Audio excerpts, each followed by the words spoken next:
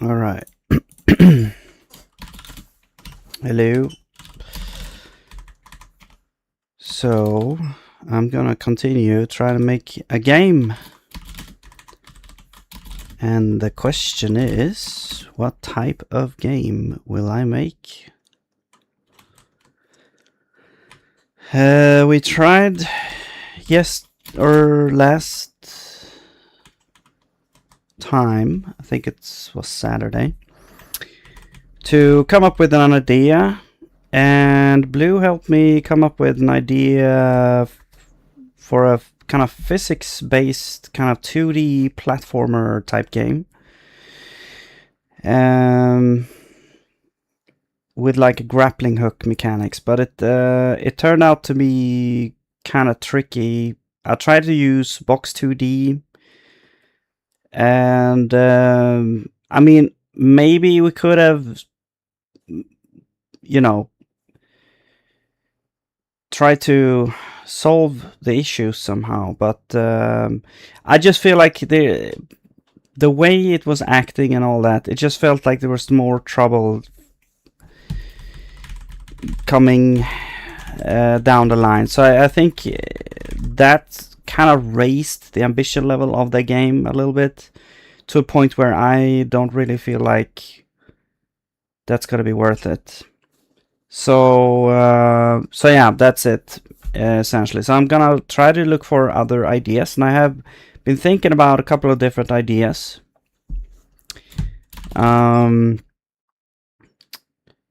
So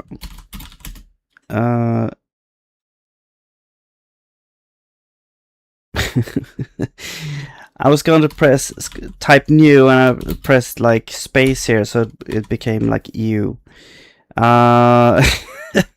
which might be, you know, indicative maybe to what this could be. But let's have game ideas.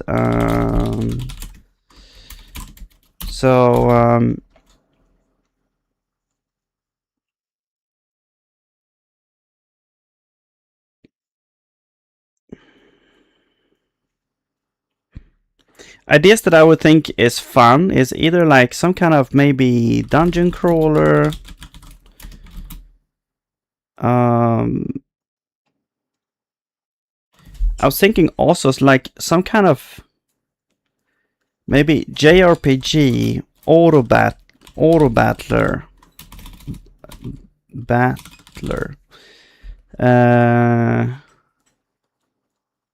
Well, maybe not auto battle, because I'm also thinking that it should probably be fit to work with mobile. And with that in mind, JRPG could work. Probably. You could like move around. The problem with JRPGs though is they tend to be long and a lot of content. So ambition is a thing there. I mean, I might maybe some kind of procedurally generated stuff or something. I don't know.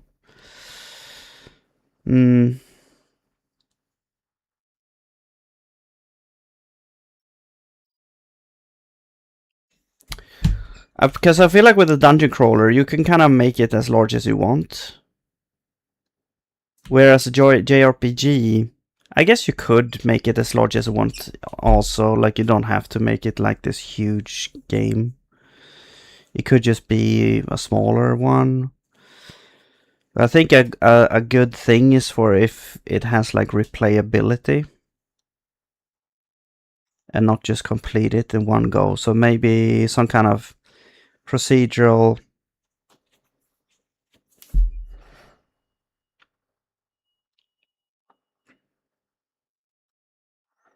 generated worlds.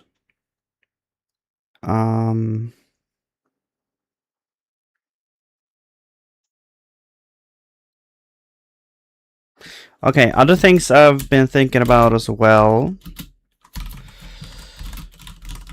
Read the worlds. Is kind of like a survival crafting game, because I really enjoy those kinds of games. Survival crafting. Now, for kind of the spin-off here, or uniqueness or whatever, I've been thinking of the theme could either be like, okay, survival crafting, where, well, if the okay, so one idea here is like space theme, stranded in space, and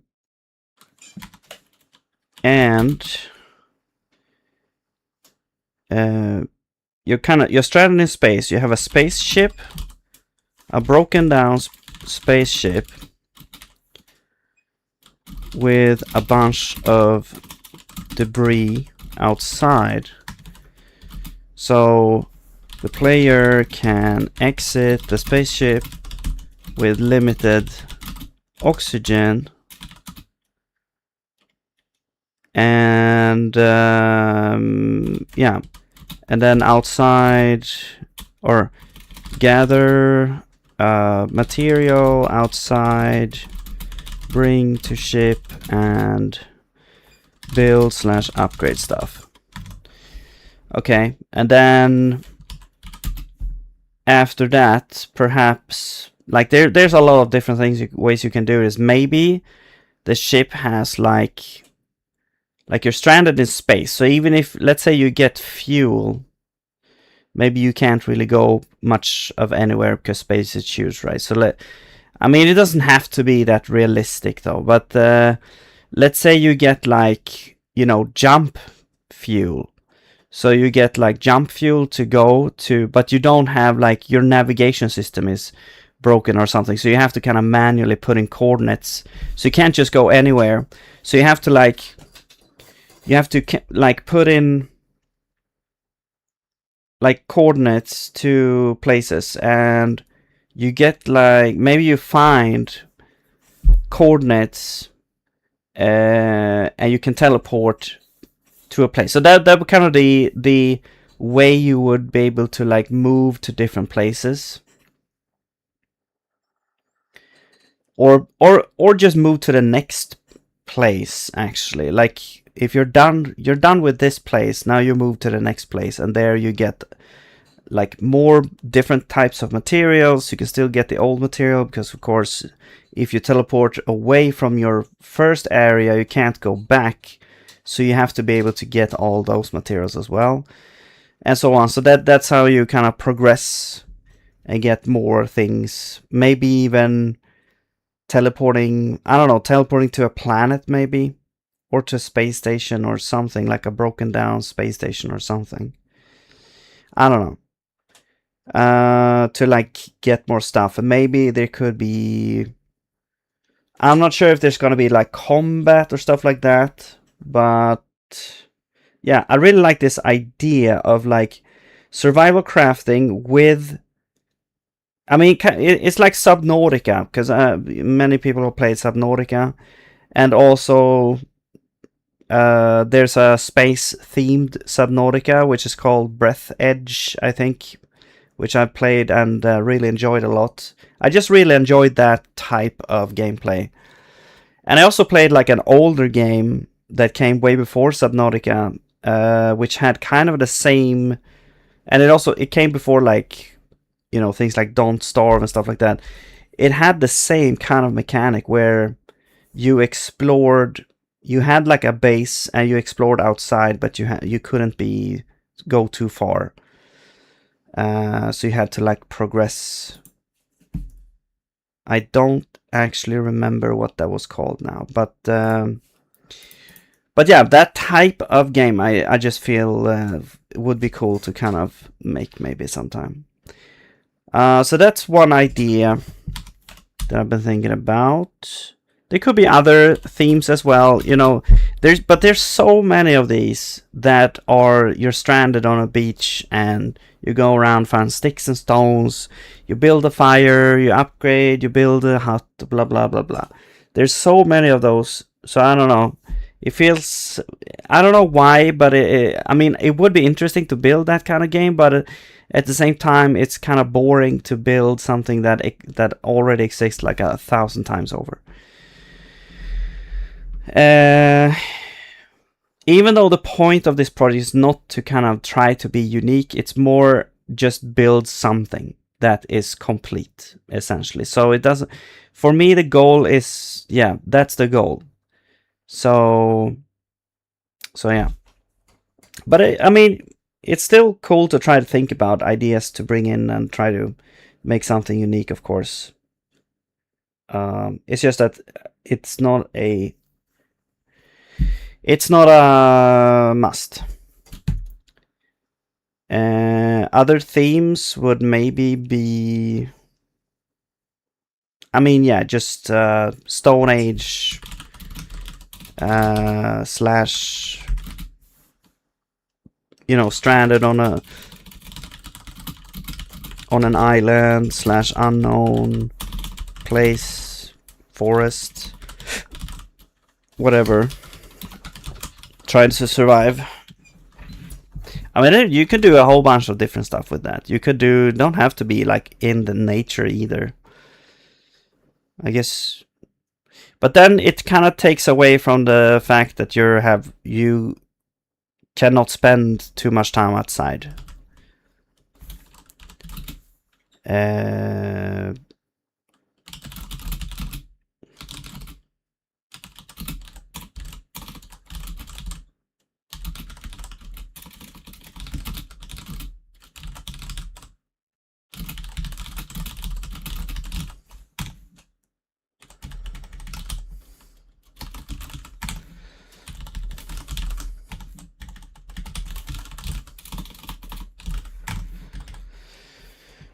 Okay.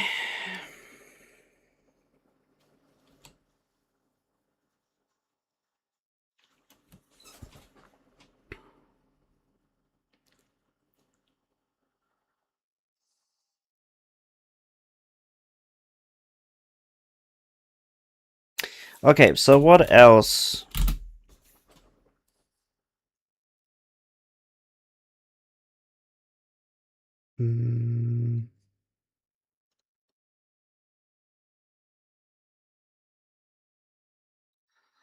Maybe some kind of puzzle game.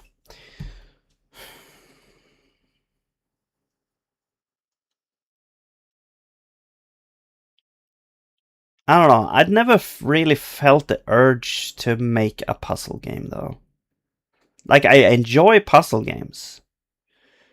I really love, like, playing puzzle games, but I've never really felt the urge to kind of make a puzzle game. I don't really know why. Because it feels like often you have the urge to make games that you enjoy play, perhaps. But puzzle games is just like, every time I try to think about a puzzle game idea, it's just,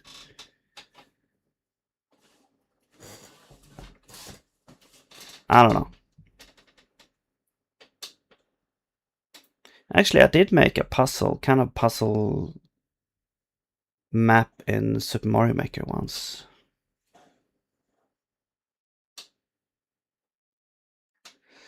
Yeah, but I don't know. Maybe like a programming puzzle game feel like there's a lot of those as well, though. Oh yeah, Idle. Some kind of idle game. Now, I'm not sure what you think about those games, but to me, it's like an idle game can be fun. But it has this kind of weird feeling where you really feel like, man, this is such a waste of time.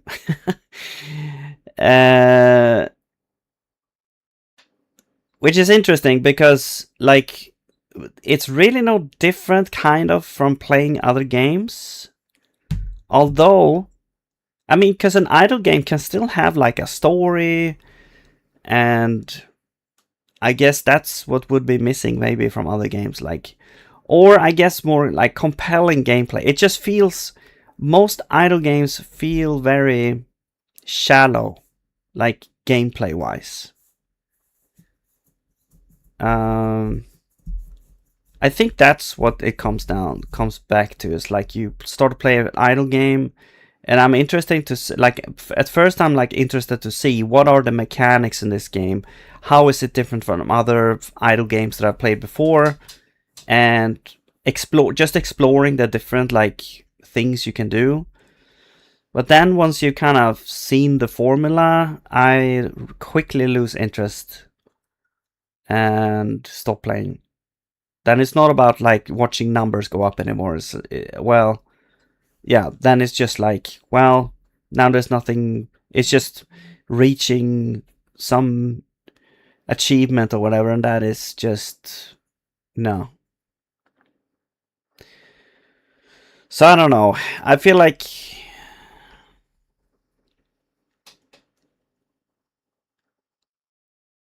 if I were to make an idle game, it would be an idle game where you could have a lot of different mechanics that you would discover along the way, so it never gets boring in that sense.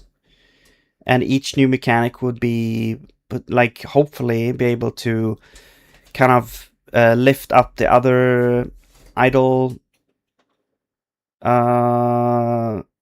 mechanics, and like work together and in new ways. So every time you unlock like a new thing, it's gonna change how you play.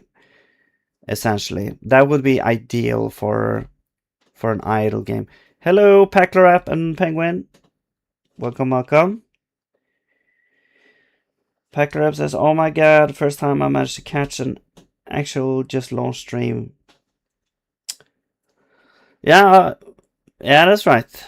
I started a little bit, a tiny bit late today. I just, in the phase where I need to kind of think about different things to do. I can't just go in and do something. I just have to kind of think about the general kind of idea for the game first, I feel. So what kind of other games? Maybe auto battlers. I've seen that auto battlers have been popping up right and left ever since they became popular. So there's also like a whole bunch of those.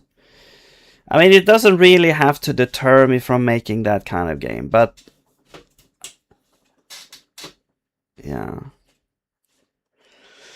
Packler, by the way, I am digging into cross-platform sound libraries. Excuse me. Cross-platform sound libraries, controllers, audio hosts, and always end up with Juice or JUCE. Any research, any experience in that regard? No. I have basically no experience in that, sorry.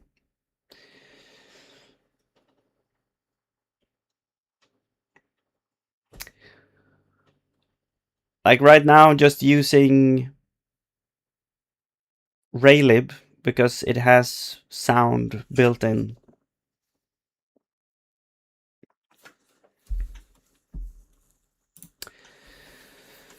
Okay, so other ideas?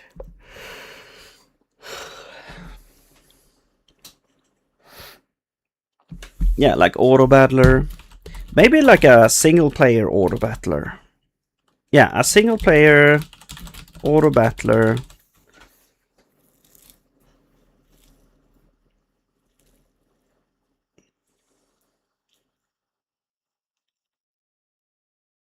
They could have like JRPG elements, maybe.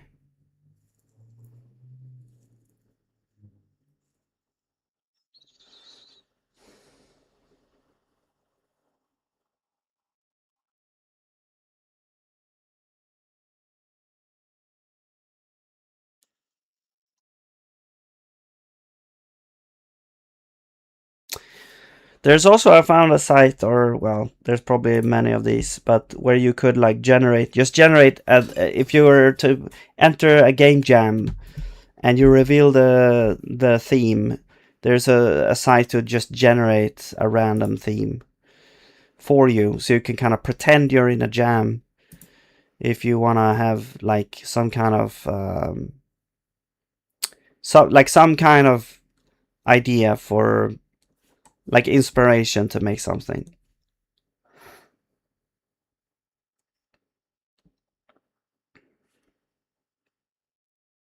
Another idea I had for just getting an inspiration is basically to, well, either you could just look at games on itch or something, or go to like free assets.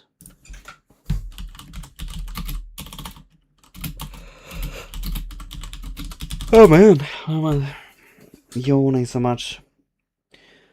I really would love to see a classic chess style, but FPV, first person, I guess, view and multiplayer, aka team coordination, random Fall Guys, chaos decides. Chaos decides the outcome. Chess style, first person chess, kind of like playing chess, like Counter-Strike, as a team without having ways to communicate.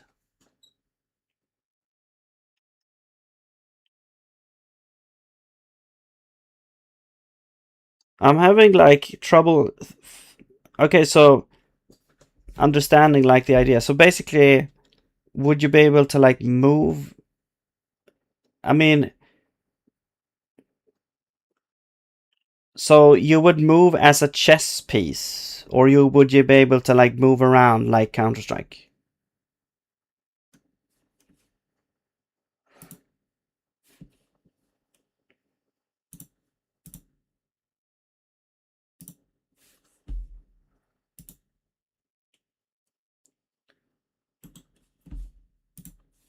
So here's like you can make some sort of strategy game, maybe.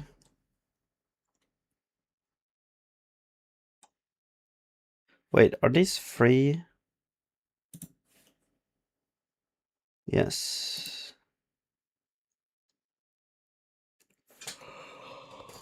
Oh my god.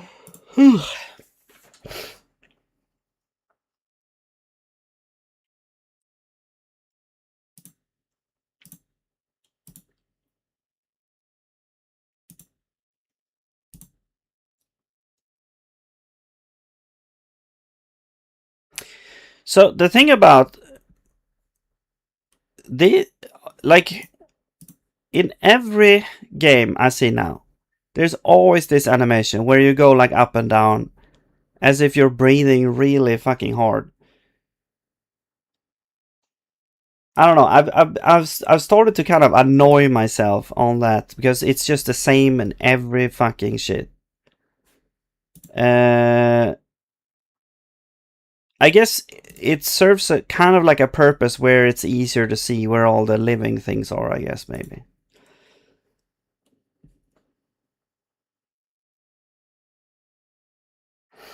Exactly. You are a piece, but once that is done, the sky is the limit. Okay, you can bring in shapeshifter potions to earn, collect, for example, switch roll type of figurine.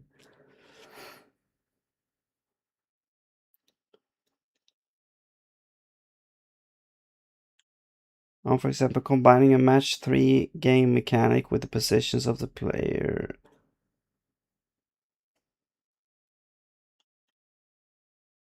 On the board. Create a match as a team as a power. Interesting.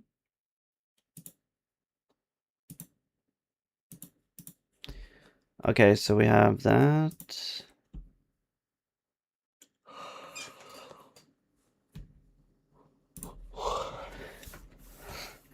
Should be going for 2D.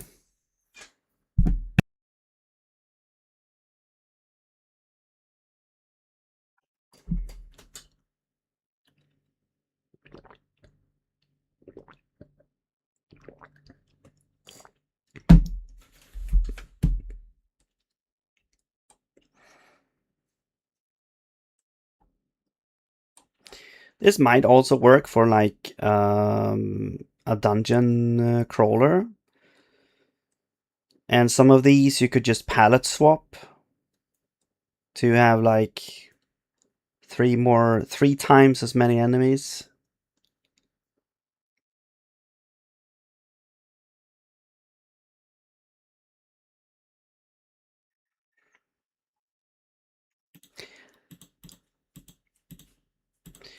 That's pretty cool. Okay, I'm gonna save that. Sprout Lands. Okay, this looks pretty sweet. Obviously kind of made like a Stardew Valley type thing. Well, doesn't have to be, but you know, a lot of things are there for that type of game, or you know, Animal Crossing here.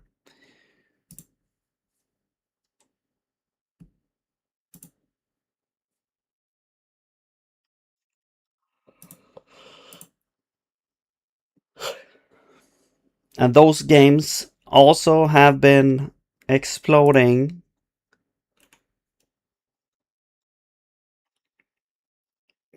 in numbers. And I've actually have been thinking about making that kind of game, but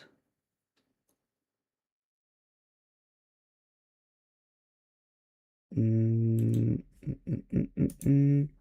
here's another one, Tiny Farm. Oh wow, they even have like effects on the page. Wow, this is a lot of stuff here.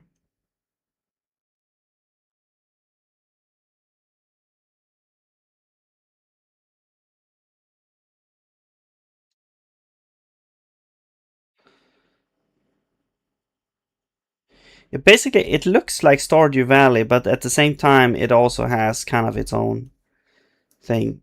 But it, you know, it's kind of like Stardew Valley with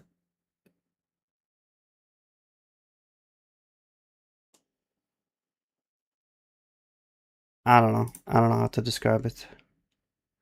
And the different seasons, okay. I mean, obviously, you can see where it came from. And the mines, of course. Oh, mining the walls.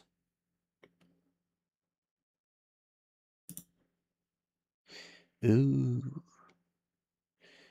Adventurous, the wizard's tower as well. Some sword in the stone. Some Zelda stuff here. And now this just looks like Zelda a little bit here. You've got the flute playing dude, the slimes, monsters, sword in this thing, puzzle up here, a chest. That's also a game, like I really would enjoy making maybe like a Zelda type game. Also in general for mobiles, super annoying. Microphones, forced story blobs, and most importantly, idiotic touch controls. A game should be playable One-handed landscape mode and have safe action frame. I think, I don't know, man.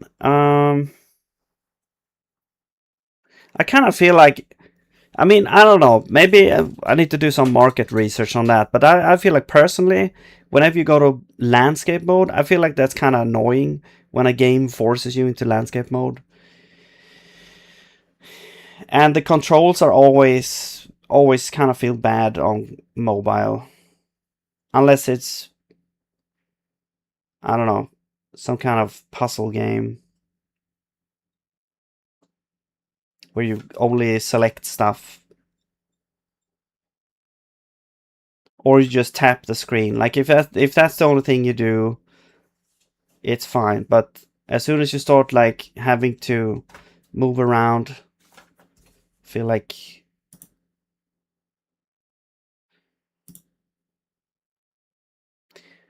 Farm RPG as a spec. Cool. Got some portraits as well. Interior. Whoa. Holy icons. Banners or stuff. What the hell is this? Scarecrows.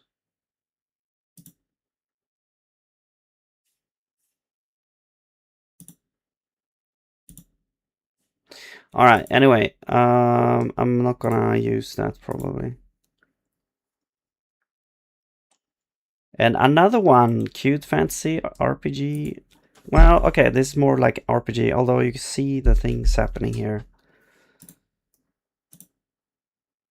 Yeah, because this is more like Zelda here. I guess. Maybe.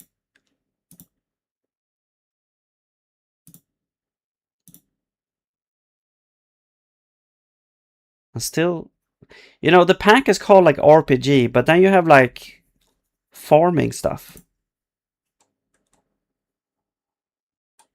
Or is it called RPG? Actually, maybe that was me.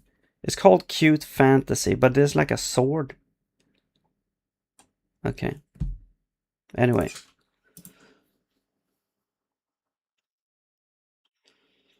One-handed landscape mode.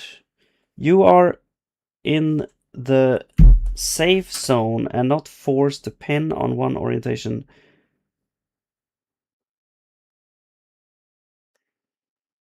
Like landscape mode is when you tilt it on the side. Portrait mode is when you have it like if you're just holding the phone normally while you're doing normal stuff, not playing a game. Just so we're not confusing the two. Because when you say one-handed landscape mode, I feel like one-handed portrait mode makes sense. When you just hold it normally, don't have to tilt the phone just because you enter a game. Oh, that was your point. Most games are either forced landscape or portrait just to offer the other as a fallback, but the action frame is gone. So if you manage to fit your action, you controls it to one-handed landscape. Oh, sorry, I misread your. It was split into two messages. I only read the second part. So if you manage to fit your action controls into one-handed landscape mode, you are in the safe zone and not forced to pin. I see. But if you're in landscape mode, why not just make... I mean, then you're essentially saying that you should have like optimized mode for portrait, but then also optimized mode for landscape as well. Which means it doesn't necessarily have to be one-handed, it could be two-handed. People that design games do forget about how the fingers and hands cover the screen. And I think that forcing like portrait mode, for example, I feel like that's less annoying, because for one, it's like, okay, it's meant to be used in portrait mode, so there is no landscape mode, which makes sense for some games. But then Also, you don't have to change the orientation when going into the game. I guess that it's like, but then again, it's like a entrance thing. It's like the first time you do it, there is I guess the first time, like if you don't know the game, and it's like the first time you have to go into landscape mode. Like, it's that kind of game. But then when you like launch it the second time, you know that it's landscape, so then it's not as annoying, I guess. What is this? User interface mega pack. That's pretty cool.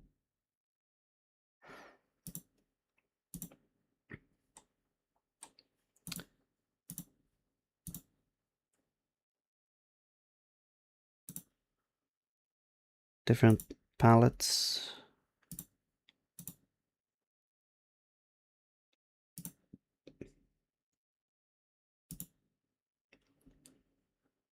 All right.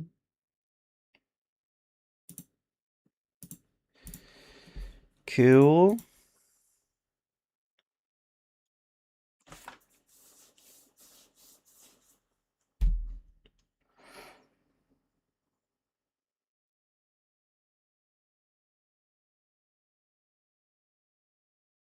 I still don't really understand one-handed landscape. Do you mean you're holding the phone on the right side? Well, I'm right-handed, so you know it would be on my right side. Or are you holding? How are you holding the phone like one-handed landscape?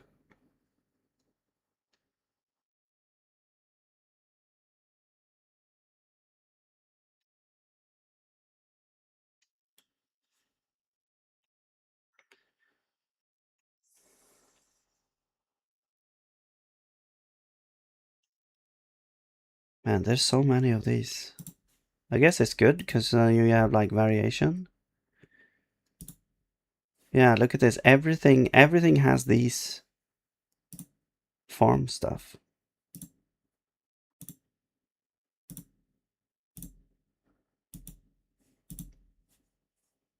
Also, there's a lot of these like these things, and everything is so cute. Why couldn't there be one of those where everything is not cute? Like you have like gritty dark farmer. Like there was one farming sim. It's called that I have, which is called Graveyard Keeper, which is pretty cool. It had some new ideas as well for like what to do with you know, the farming sim. That had a little bit darker graphics.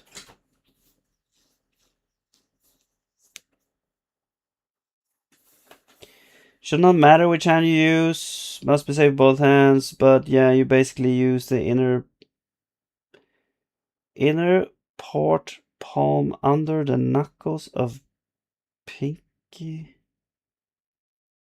and index and snap the phone in that mold, and you reach everything with that one thumb.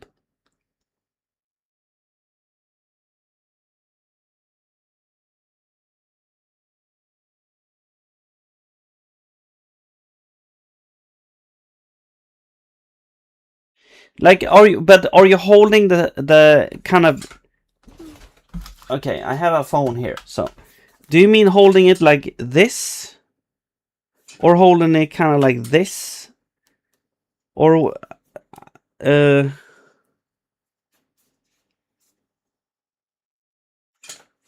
I don't really understand. I've never used landscape mode one-handed.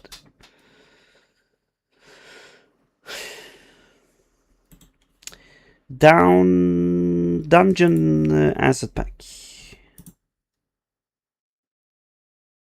Yeah, this, I guess this is a little more dark. It still has this cute quality though. I guess that kind of sort of comes with every pixel art, it seems, nowadays.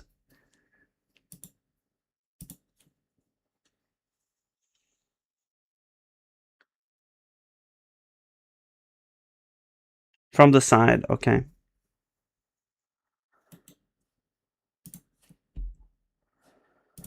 Now this is pretty cool.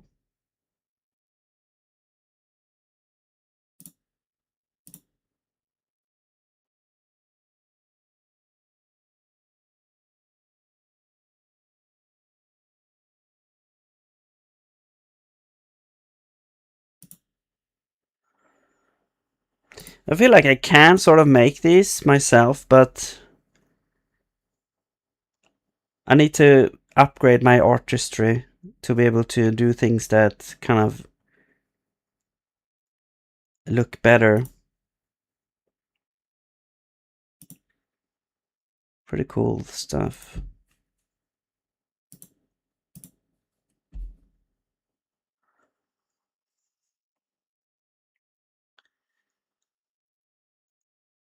Pixel Adventure.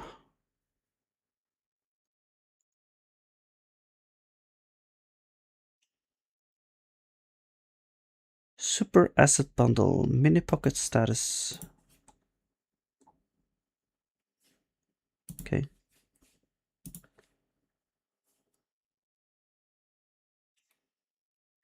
Super Ranch. Super Retro Ranch.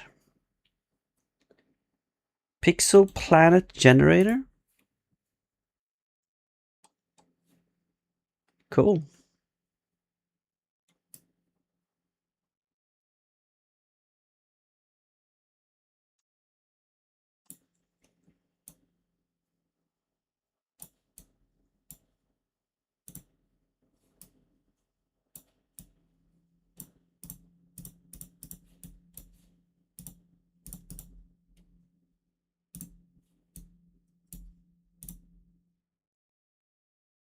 Oh, it's rotating, I see.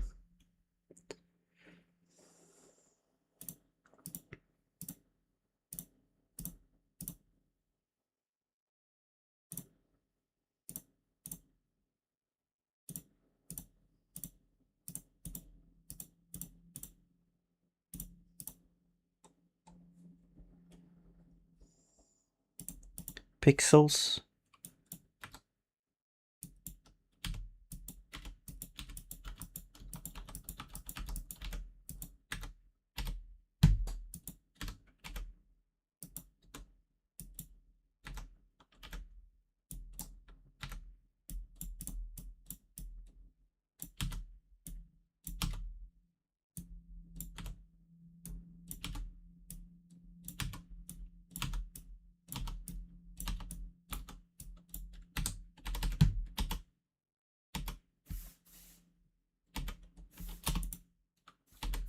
$5,000.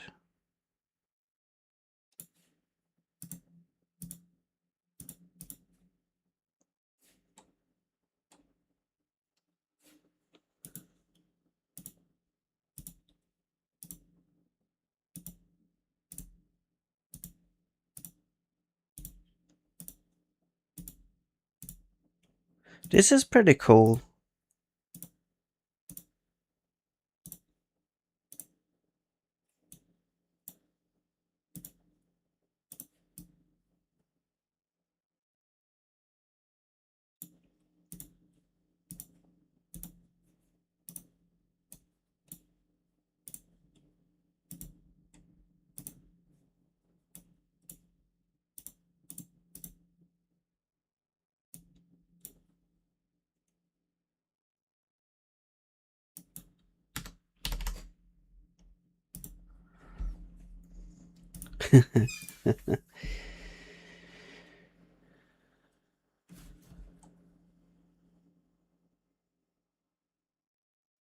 I'm a cyclist, that way I can safely use it when necessary. Looked into programmers to find out how they do it.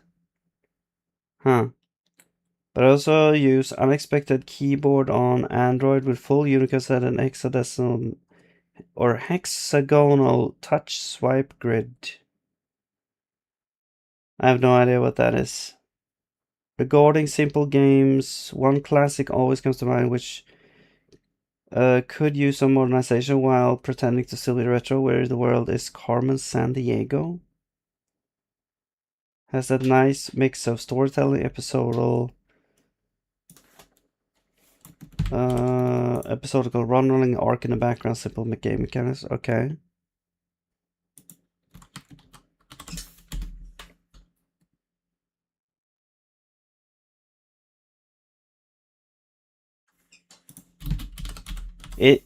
It's a game.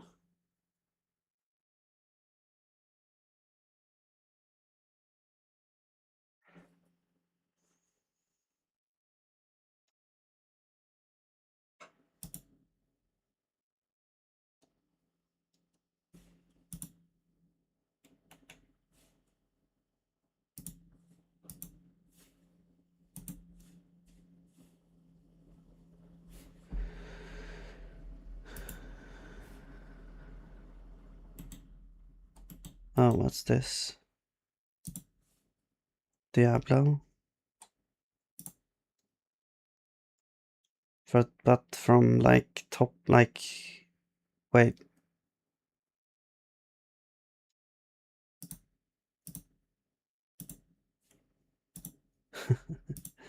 I like that skull.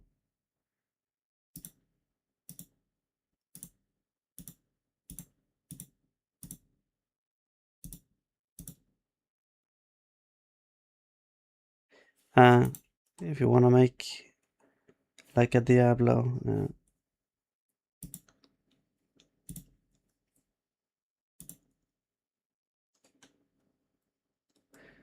Mystic wood.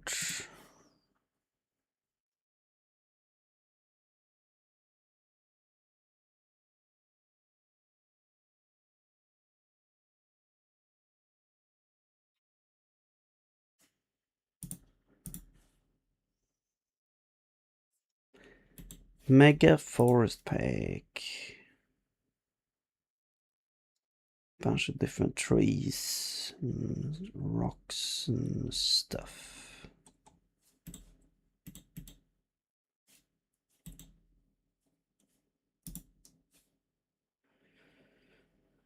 Basically a story-driven adventure, but super minimal with action elements depending on the implementation, kind of like Detective Mario Party.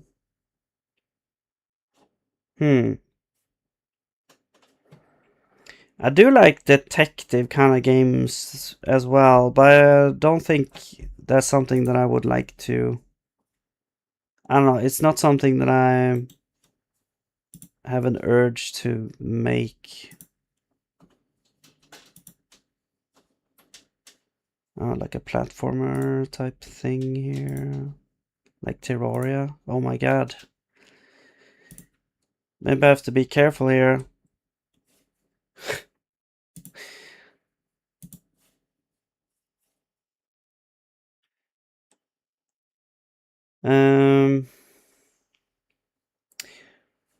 What's this? Rogue?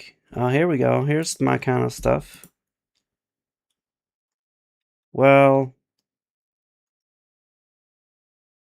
maybe not the art style though. I guess it doesn't matter.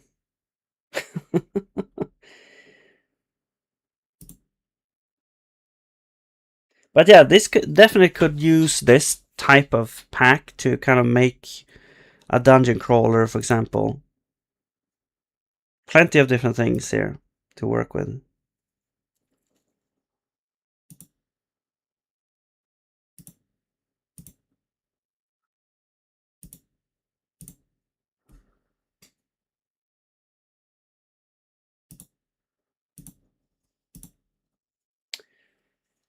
Make a forest pig. Huh? What is that? Do you mean a wild boar?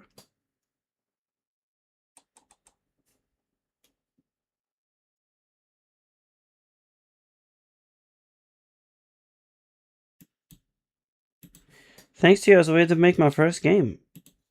Nice. Well, it is HIO.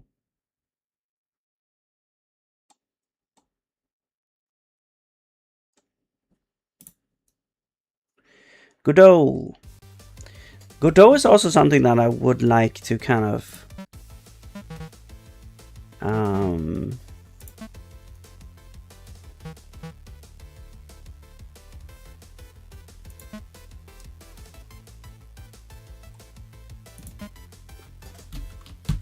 it's Survivor, okay.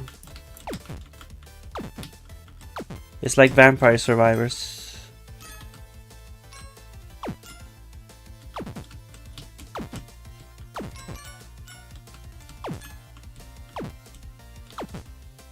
I mean, I guess this could be a type of game we could make as well. Although, I would have to think about like...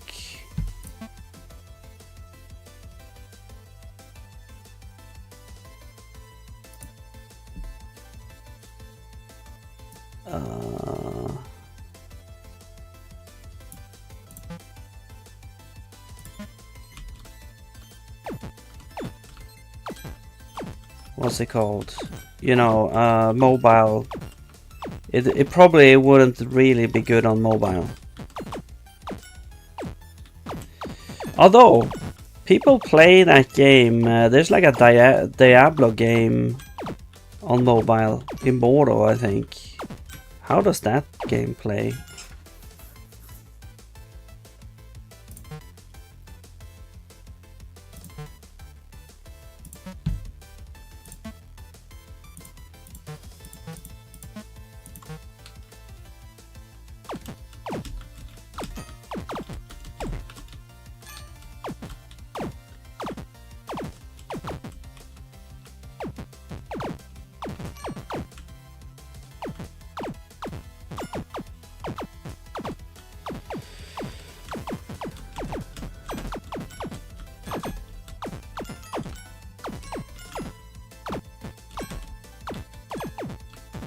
Well, how about this? Instead of thinking about template games genre, oh sorry. Think about techniques of presentation. Can you do the same game, something like Raylib and Zig, and in terminal using curses? Same output, but adapted to completely different presenter. I mean, I guess it depends on...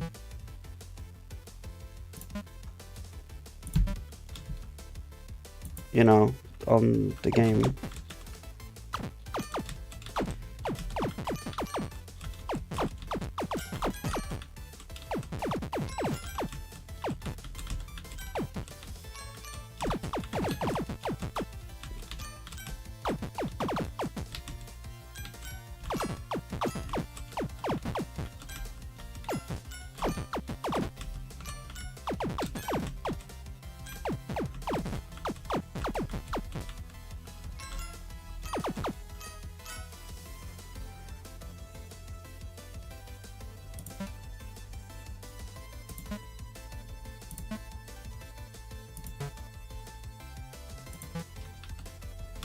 Okay, we're full on weapons, I think.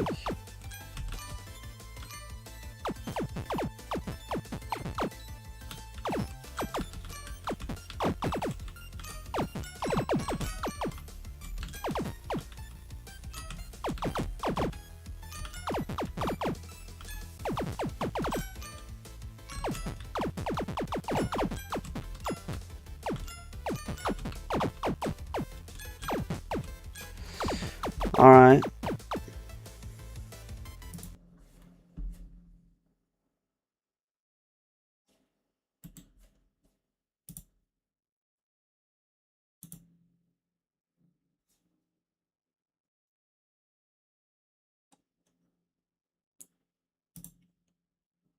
Oh, it's one of these.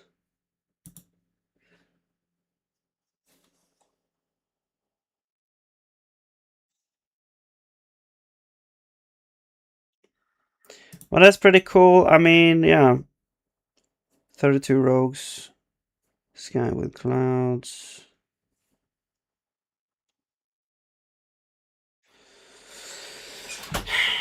Like a roguelike.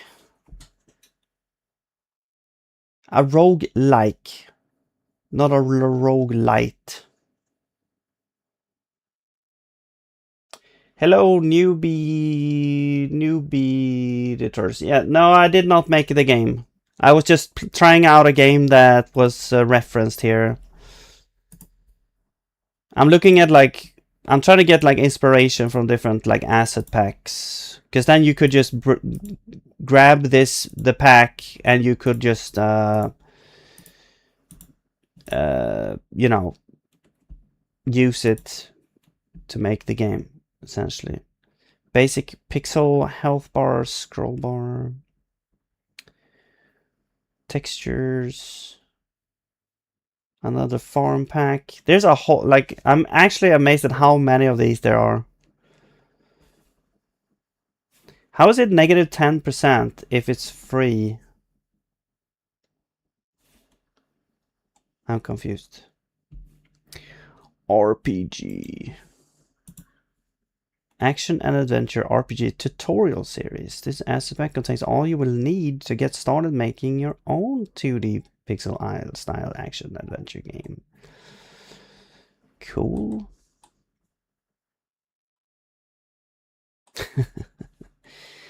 All right. Mini world sprites.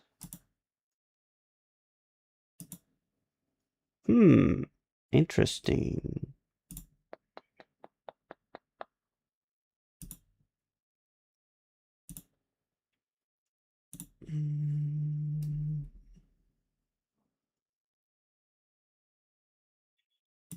Intriguing.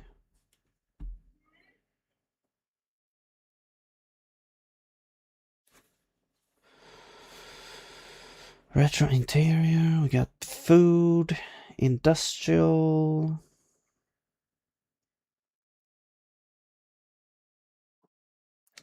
Music. I mean, we could limit it to graphics, I guess. Well, I guess sprites, perhaps. All right.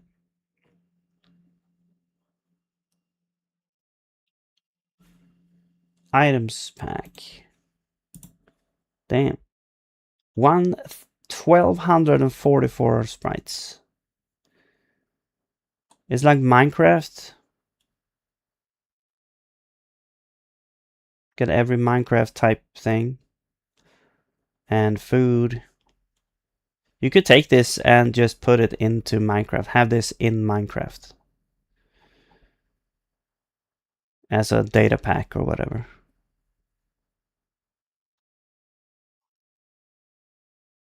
Have you played Minecraft? Yes. I played it since like it was in beta. I don't remember where I kind of heard of it first. But I do remember going to the website and being able to play, like download like the free version.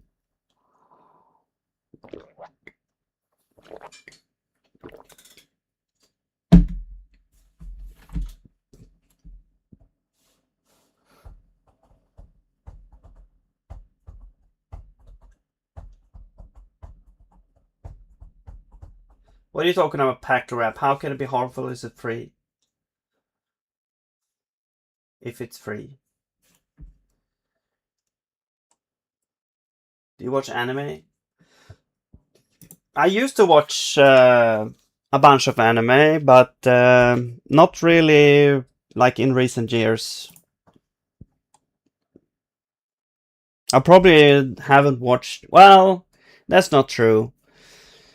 I do put on like I do try some like Netflix anime series sometimes. I just don't like the 3D animations they use nowadays.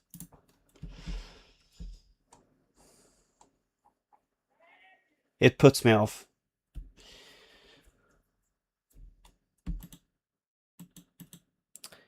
But I did watch like yeah, I watched a bunch of different animes like back in the day.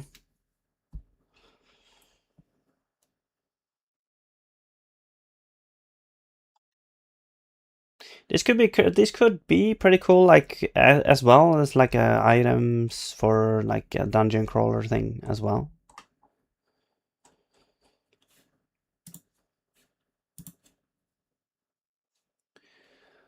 Ooh, it's kind of You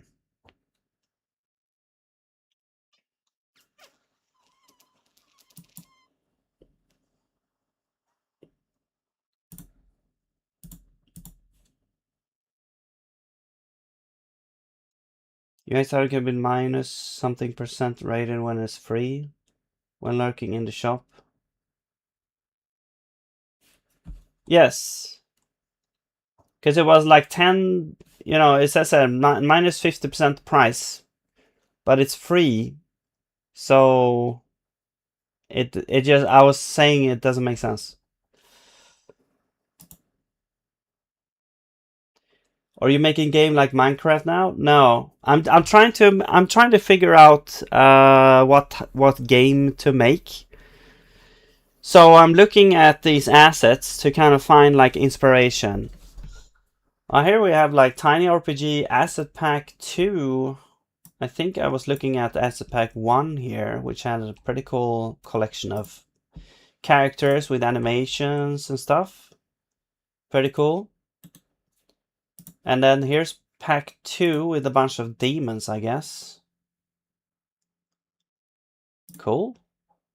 I really like this pack here. This pack is like... Yeah, it's more my kind of style, I guess, that I would enjoy.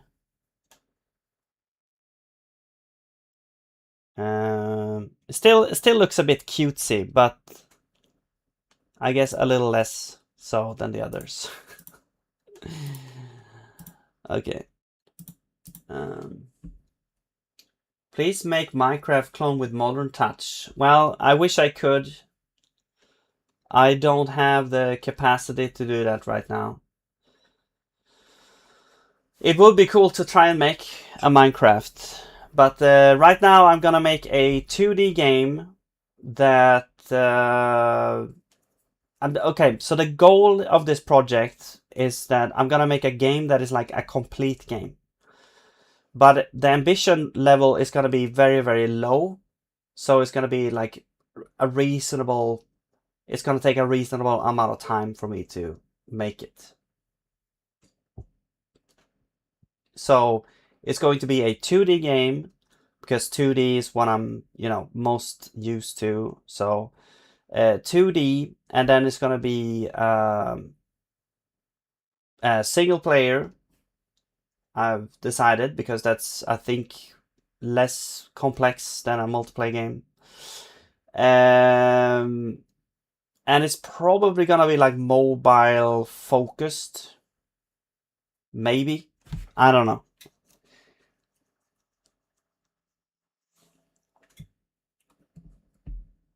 And here's like a different style of dungeon. I really enjoy these kinds of... I really, really enjoy this kind of style as well.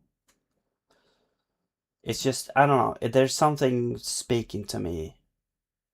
This type of... this style here. Maybe not actually playing like an old school game that has these graphics, because I enjoy quality of life as well. But if it was a modern game using these graphics, then I would be all over it. Wow. And a tank and everything here. Oh, there's like computers and stuff. There's all kinds of different themes here. Cool. And then there's like the alphabet, or what is that? No, those are different like characters, animations and stuff. Okay. Cool. Yeah, really cool style. I really love this style here. Like minimalistic. It's like every tile is like one color. That's pretty cool. It's impressive, actually. Why you think that? Why I can't like make a Minecraft clone? Because I just don't have the knowledge to make it. I mean, I could try it, because I mean, I did make like a 3D world with blocks, a spatial grid, but I need to fix... There were some issues with the collision detections part, or the collision resolve part. Using Box 3D, they say themselves that it does not work very well for a Minecraft type game. So that doesn't work. Maybe there is like an open source engine or physics engine for Minecraft-like games. I don't know. I mean, that could be a possibility. or you would have to kind of make that stuff yourself, which I tried to do, but it, well, not really Minecraft, but I did try to make like a spatial grid type thing, which I said was, yeah, it didn't actually work that well. So there was like bugs and stuff that I had to fix here. But really, this looks really cool. I mean, yeah. All right. I do also realize that probably other people don't really see it the same way I do. Like if I look at this, I'm like, wow, this looks cool, so cool. But then the average Joe on maybe, you know, a mobile device wouldn't really look at this and like, wow, this looks cool. I don't know. Maybe that's my prejudice against mobile users, but yeah. Clash of Clans.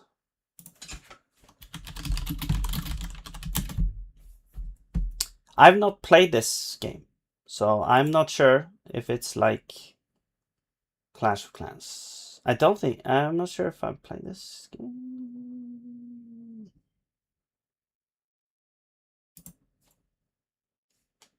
Försöker du?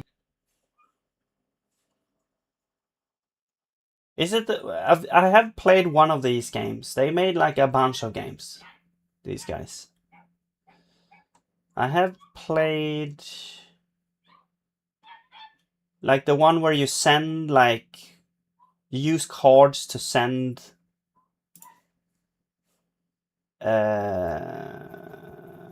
units to the enemy and you're trying to kill their castle. This kind of looks the same, but then again, a lot of their games kind of look like this, I guess. Okay, no, because this I don't remember. This is not the thing that I was thinking about, I think, maybe. Okay, so this is the actual game. I see. No, I have not played this game.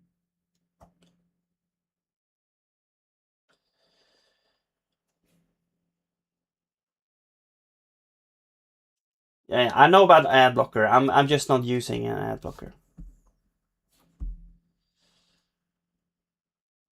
Thanks for telling me though. Yeah, I mean this. I guess a kind of cool game. Is it like? Do you get? I guess you get your base back in the end, right?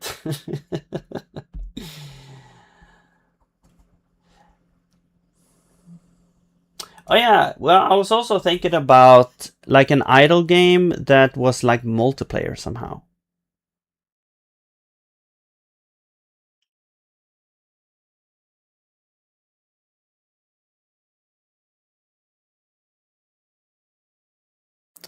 Why not make something like this with your character? It has more than 700 million. Yeah. It is I mean, they have made a really nice games, and they are very polished, and they have a lot of content, and it's huge games. And yeah, there's a reason why it has 700 million downloads. It's also like a snowball effect. They also did like a lot of marketing. They push these games a lot. Because I saw ads for these types of games like all the time.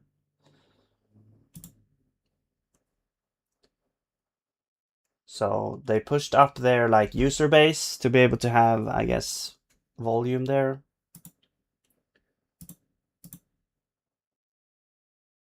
But yeah, as I said, I'm probably gonna make a single player game because it's less complex than a multiplayer game. It's, as I said, the ambition level is gonna be really low. I just need some kind of idea of what to make. I'm probably not gonna make an isometric game. Multi-platformer presets. Platformer is cool. I don't know what we could do there. It's also like a little bit physicsy, so I'm probably gonna stay away from physics as well. Like physics can be really fun, but like to play and make sometimes, I guess. But yeah, I'm probably gonna make something that is more like not physics based, at least not a platformer, maybe top down. You can move around. I don't know. Why not make cozy farming game most people can play and relax there? Yeah, I mean, have you seen the number of cozy farming asset packs here? We've got on this page like 1, 2, 3. I think this one also had maybe like, but only on this page. We scroll a little bit. We have like, where was the other one?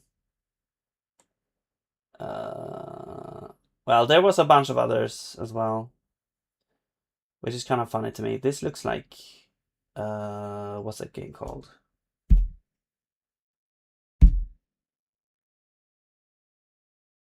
Man, what's it called? It's called, starts with a B, I think.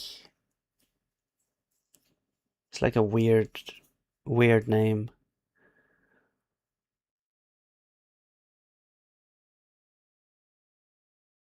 I have like the first and the second game of this. Man, I can't remember what it's called. Something religious.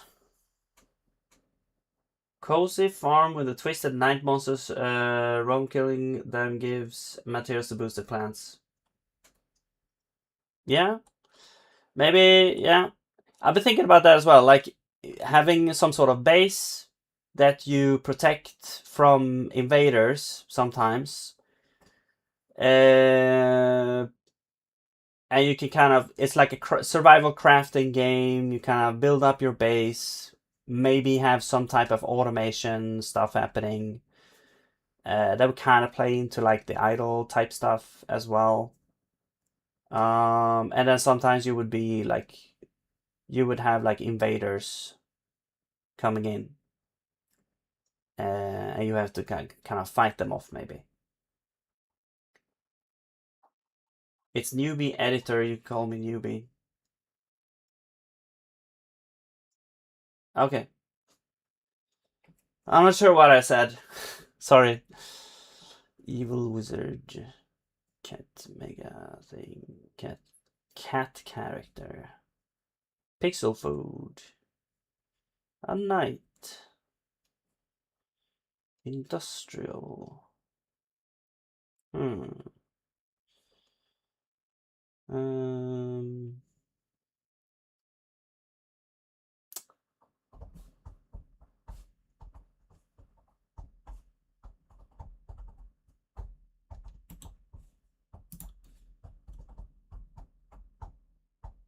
This could actually fit pretty well with. Maybe it could fit. No, maybe not. It's a little bit too high resolution. But pretty cool, cool effects. Oh, this guy's made like a whole bunch of these.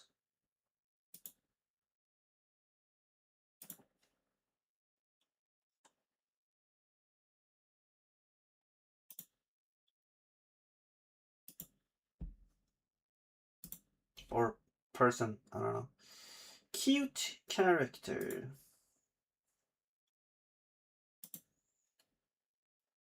Pixel effect.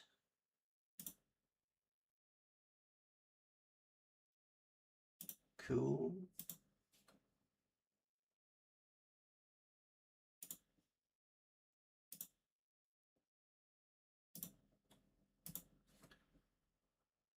$500 pixel bullet.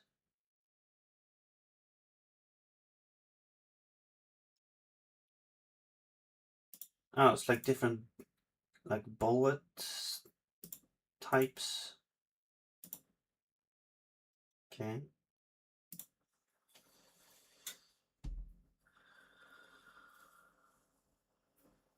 It's okay, bro. Everyone hates me. Why do you say that? I don't hate you.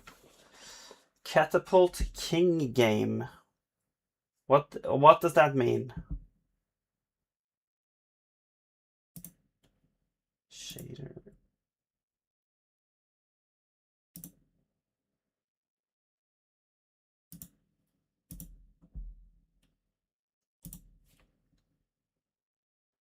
$200 shader explosions.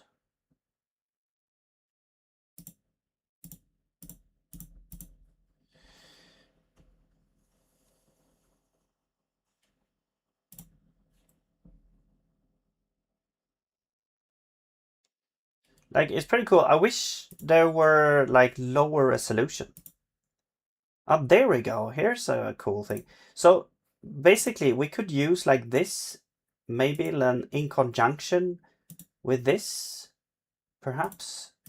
I could even make perhaps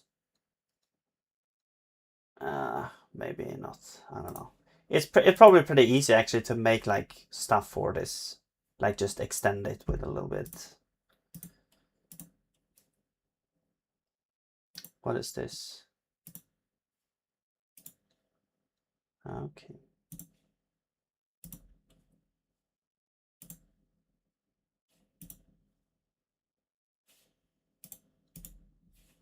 That was the same thing.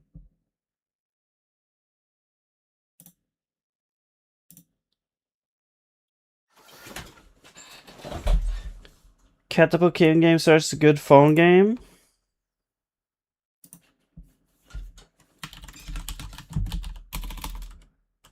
Catapult King game.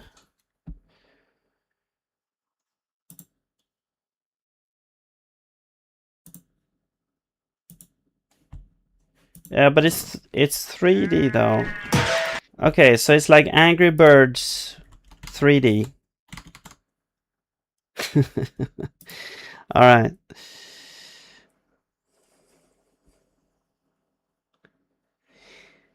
Yeah. I don't know. And then Angry Birds is like a physics-based game, and yeah. It's like everything that I didn't want to do.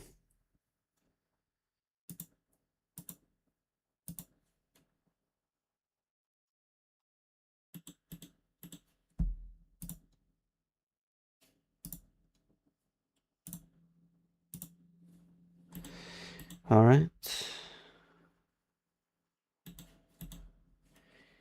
Kill. Voxel planes.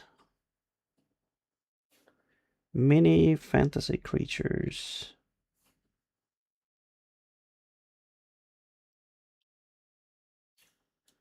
RPG starter pack. Wow, this looks like that game. Man, what is it called?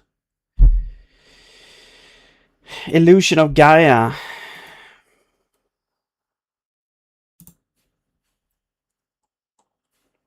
Or Secret of Mana, I guess.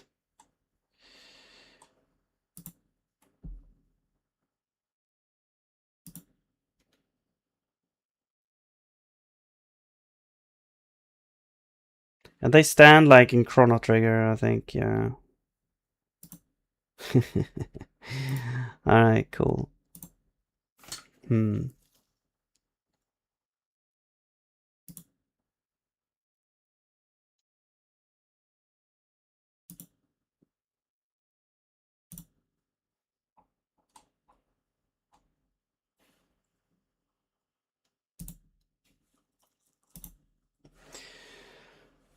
Have you tried Swordigo? It's one of the best OG adventure on phone. I wish they had more. Swordigo.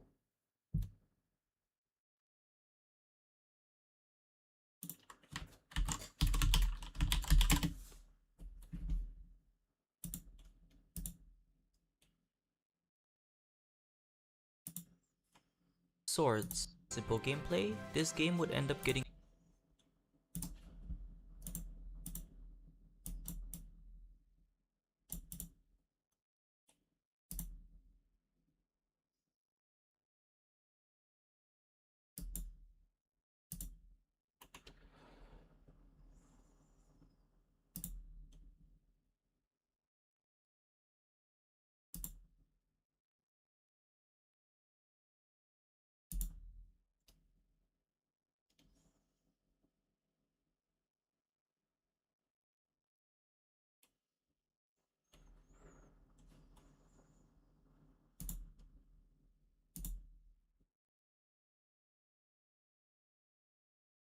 Okay, that looks pretty cool. So it's like an RPG platformer.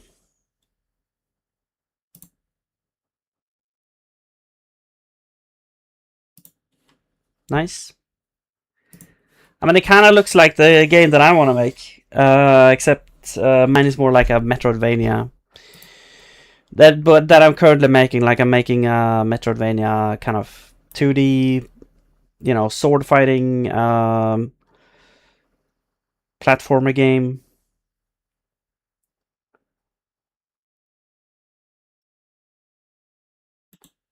Icon node, what? Node icon.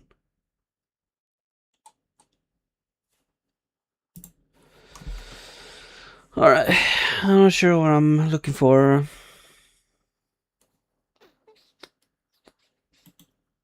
Super Retro World.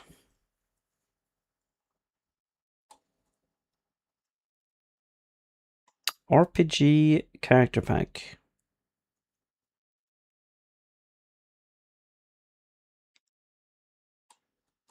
So this one was free, but then they have like things you can buy. It's kind of confusing. What is happening here? Which part is this? Is this only the farming pack? And what is included here?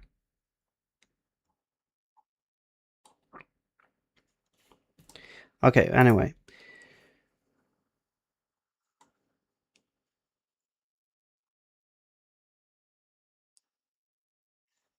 Yeah. There's like, I don't know how many of these there are, but there are like a million a million of these farm packs. It's gonna be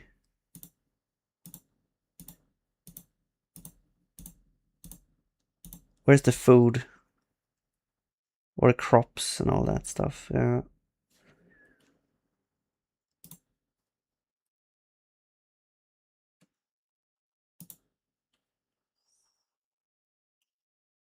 This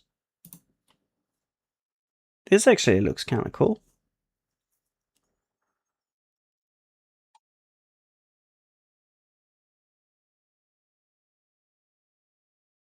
A little bit unique with this like fat outlines.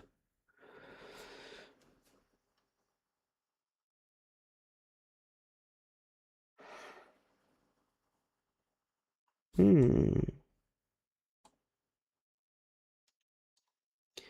Oh, yeah. Blocky. Cool. I wonder if there's any more in the style of that. I mean, the good thing about this pack is that I said also like you could easily extend it because it's just like tiles with one color. So it's like it's pretty quick and easy to kind of make new things for this. And I don't mind like reducing like all of these. You see they have like black backgrounds where it's obviously going to be floor behind. So I wouldn't mind to also like just render the floor, even though it's kind of against this retro, if you want to be authentic retro, maybe you render it like this. But I wouldn't mind having the actual floor below.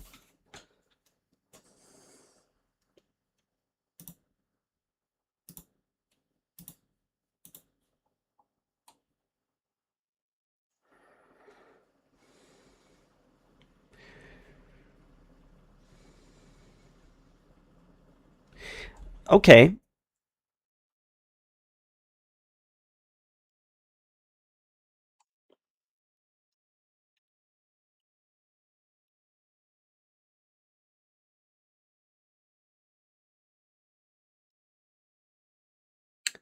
I'm thinking in my head, like, what would the controls be?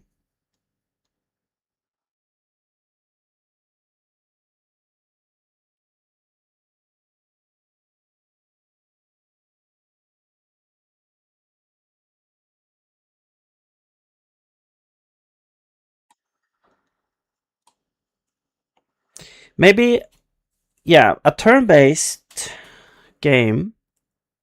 It's like a dungeon crawler slash, like, you know, roguelike adventure type thing. I'm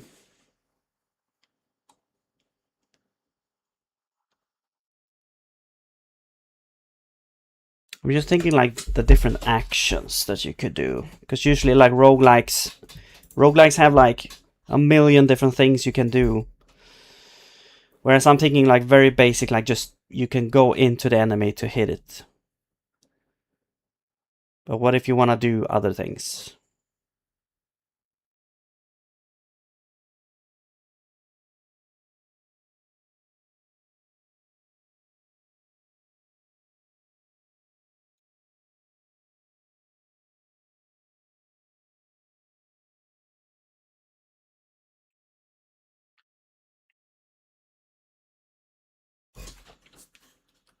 Like, should it be complex or should it be super simple?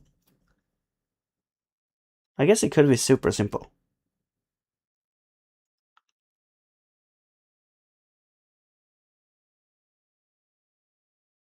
Also, we could do like ranged. We could do like auto attack. Yeah. Okay. I want to make. Yeah. Okay. Let's download.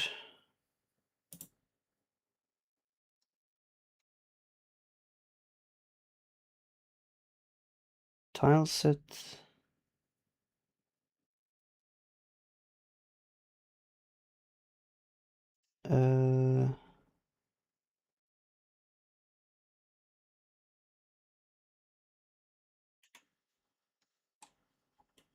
Well, I guess we'll download both.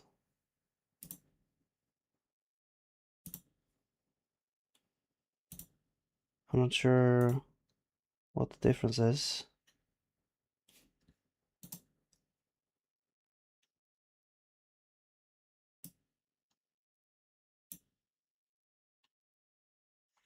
Okay, that's the whole thing. Cool. It has like a whole bunch of different stuff. Nice.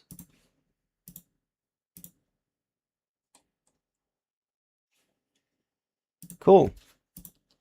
All right. Let's see what. Whoops. Didn't want to save that.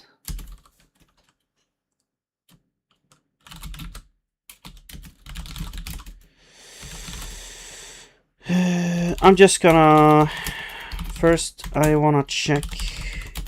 Because I did add like. I updated the template project. So I just want to check if that everything is working here.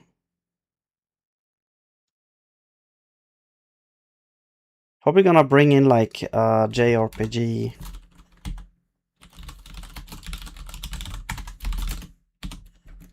Here as well, maybe. Some of the JRPG stuff. Alright, so I'm gonna copy that somewhere. Now, I'm not sure what this would be called. Okay, I'm just gonna call it some kind of game. No, let's call it Dungeon Crawler for now. I'm so bad at... I don't know. I can't really think of a name that quickly. Okay, and then we set up this project here. Alright, and now we should be good here.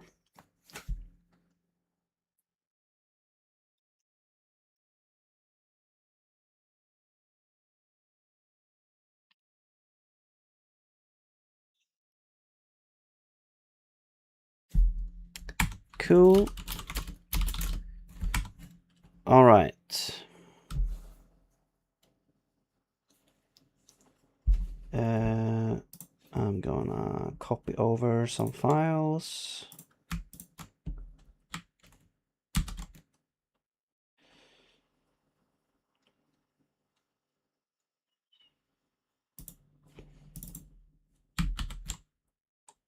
U something.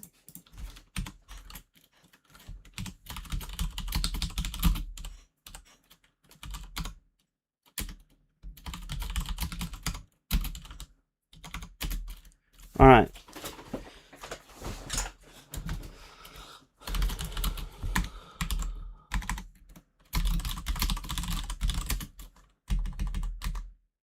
Let's call, I'm not sure what this is. It was like some characters in it.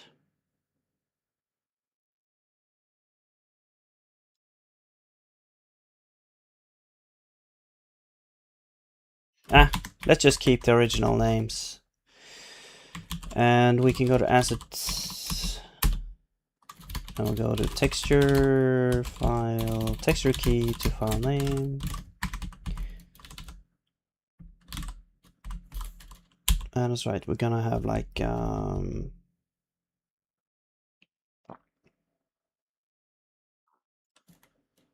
what was it called? Horizon?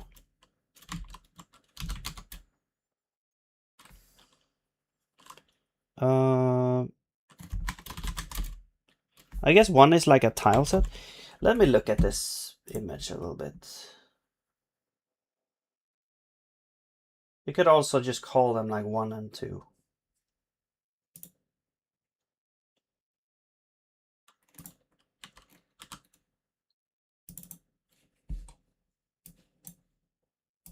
So the tile set 1 has like a bunch of items. It has tiles, big monster things. Wow, it has a whole bunch of different things. Guns, roads, or whatever that is, tracks. It does have characters as well, so it has like animations and characters, monsters, player stuff. It has like everything, essentially. And if I look at the other one,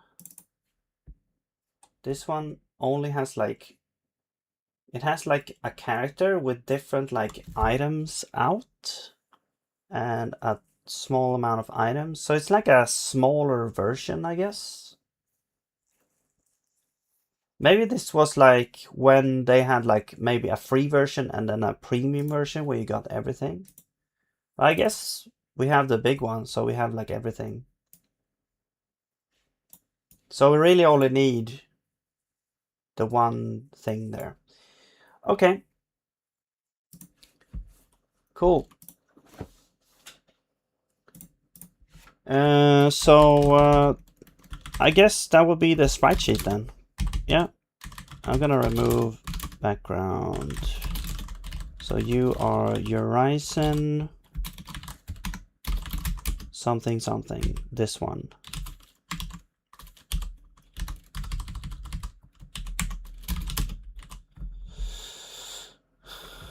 Okay.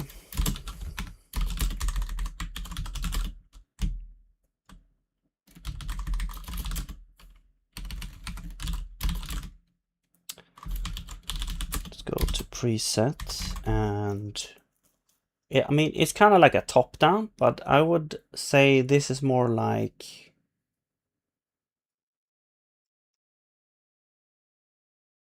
well, the thing is, I don't need to make,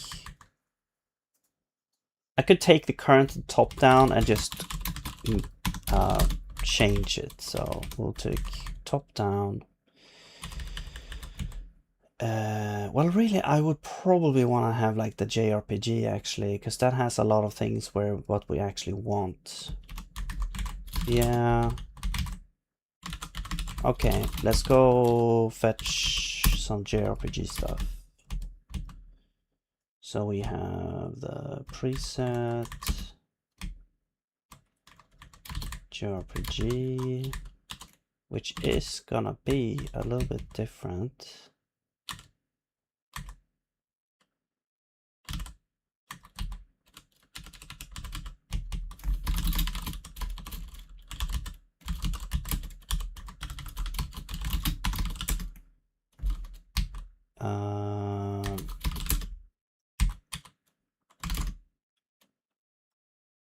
Actually, I'll just copy all of that. So this would be JRPG.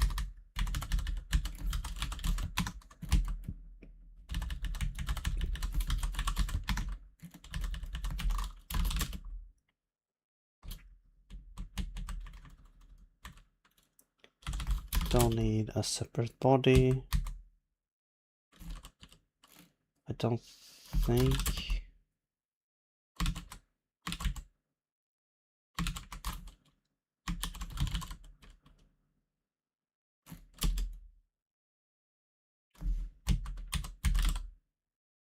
We only have one body, actually.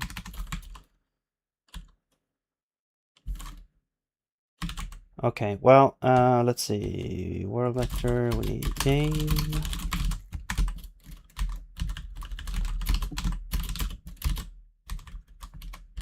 Gravity is 0, of course.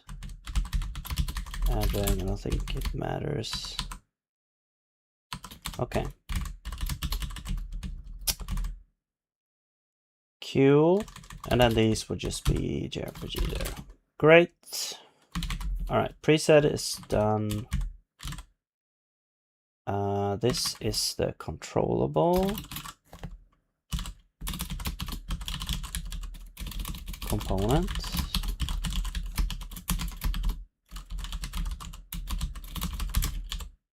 Oops.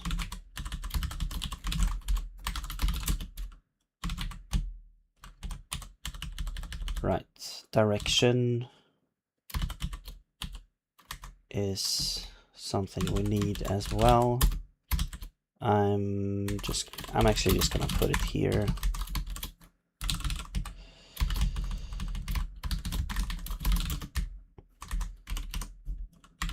All right. And then we have the system. Systems controllable JRPG. No.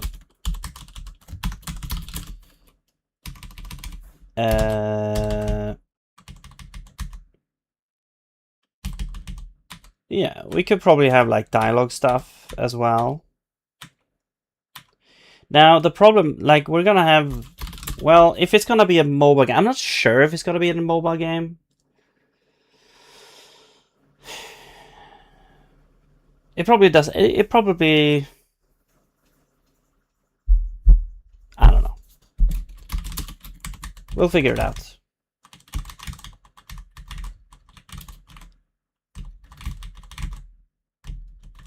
Well, yeah, if it's gonna be a mobile game, we're gonna have like swiping motions, maybe, perhaps. Like you want to move in a direction, you press down, and you press right if you wanna, or you press down and then you swipe right to go right. And if you hold, it will go more to the right or something like that.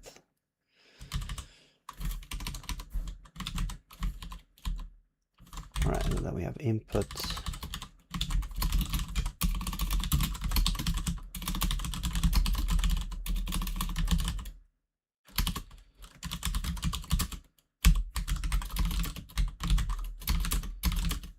All right. Whoops. And then we go to preset JRPG. Oh.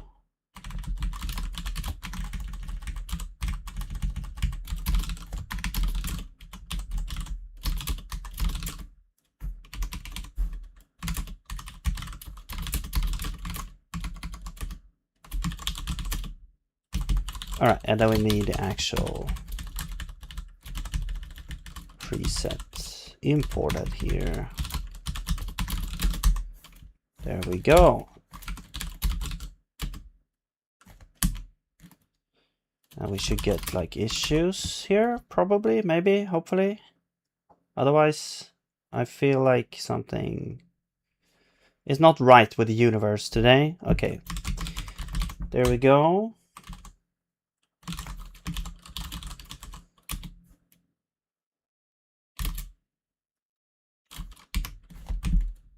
Oh, it's a component. Okay. Wait. No, it's not. Okay, let's do that.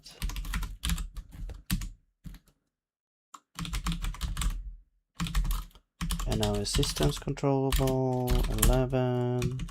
Yeah, so I'm basically taking a system I had for another game project, which is a JRPG demo kind of thing that I made. Very, very basic. So, but in that game you could like move, you know, like this old like Final Fantasy style 2D top-down JRPG style, and you could go into locations, have dialogues with people. So I'm not sure if we're gonna have that here. Actually, you know what? Instead of making this, I'm just gonna remove that. There we go. And accept. Let's just remove you as well. And location key.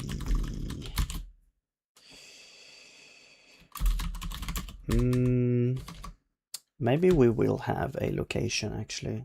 Location key.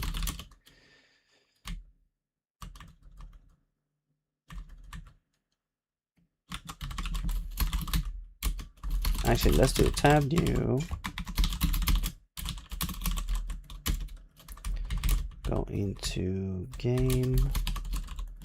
Location key. Locations. Because we'll probably have that.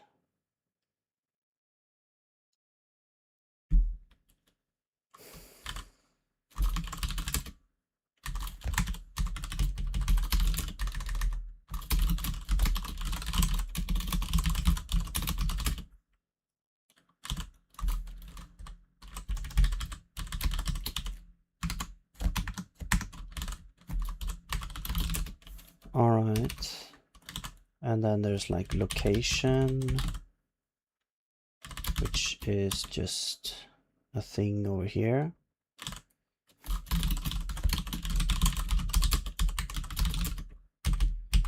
And then that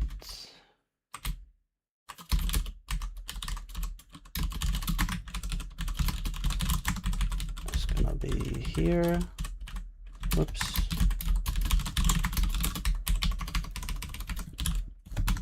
So location is like, you know, it's a place where you can move around. And we also have map. This is the world map. No, well, it depends. I guess we'll take this as well.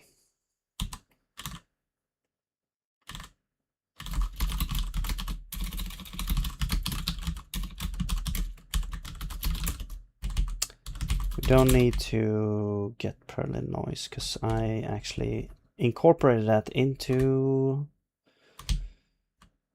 the thing. So let's actually just get game here. And then game noise seed. Oh yeah.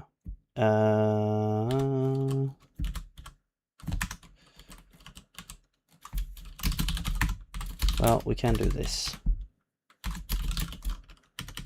This has its own noise. It's temporary, right? Although it could be shared, I guess, between other things. Because I made this noise function, which kind of caches like a noise calculation that can be reused. So really here is like instead of passing in noise, we could pass in game. That has the noise, and then here we don't create the noise. We will instead pass in game here and here, and then generate height.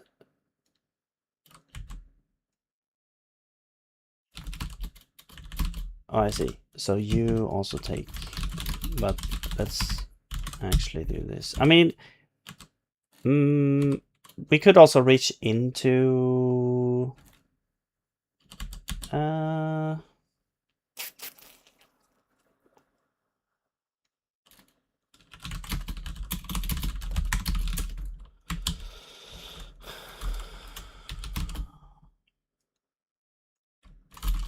okay, let's do this instead to make this a little bit more convenient.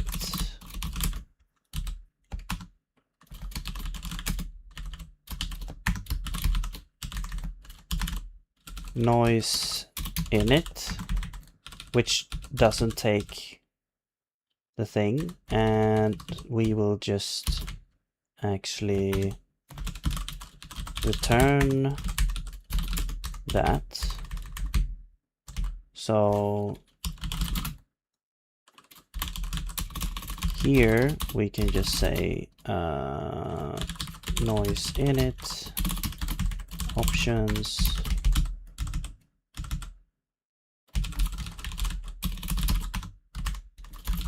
and return that. And you will return parallel noise 2D. There we go. And then we also want, no, because now we go back here. You have noise, yeah, but this would be game dot.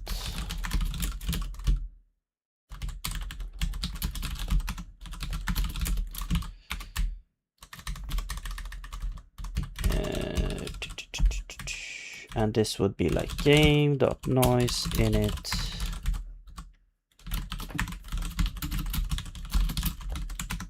seed.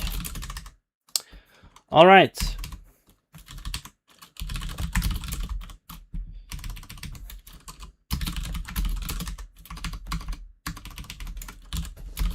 There we go. Hello, said who?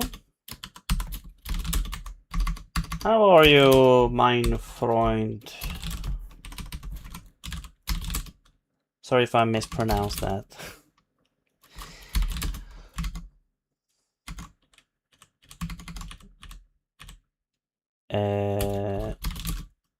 Okay. What else is missing here?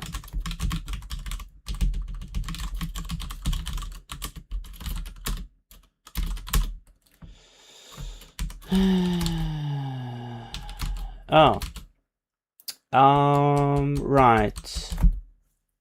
So rectangle is not a thing. We could, yeah, rectangle is not a thing anymore, except we could just make it a thing because, well, we do have the size. Yeah, we could just take the size. All right, yeah, we could make rec here actually. It's just gotta be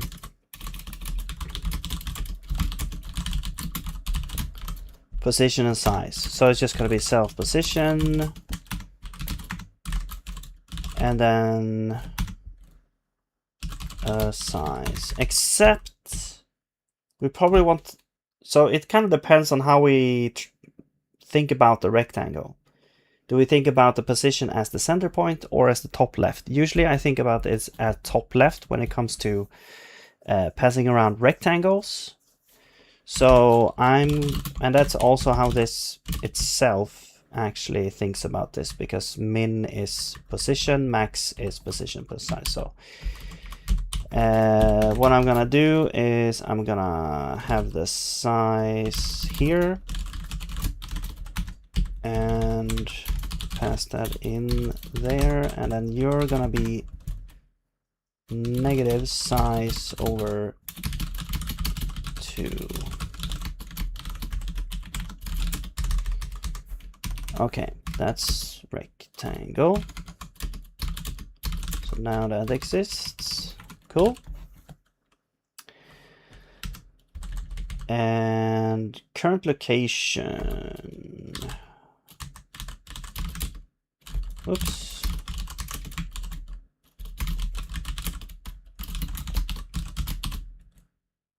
No, JRPG. Get current location. Get map. All right, let's copy those. Here we also have set map. Get location. We should probably copy those as well.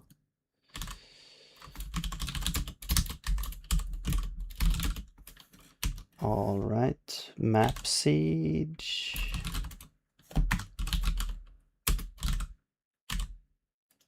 Right.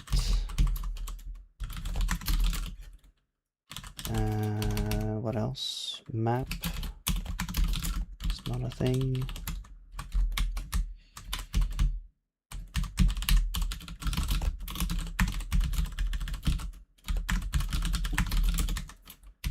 Now it is a thing. I'm not working until later today. Nice. So finally I have some time to work on my project. Cool, cool, cool. Remind me again what that was.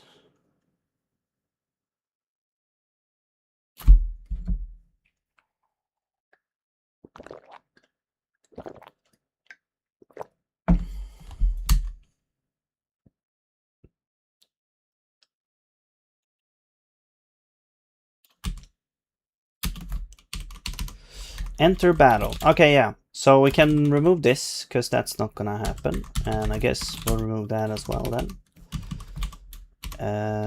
Expected 1 arguments found 0.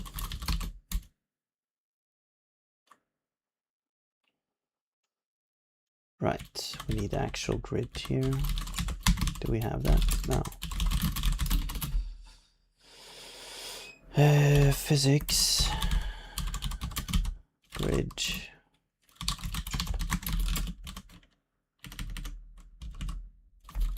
All right, get animation.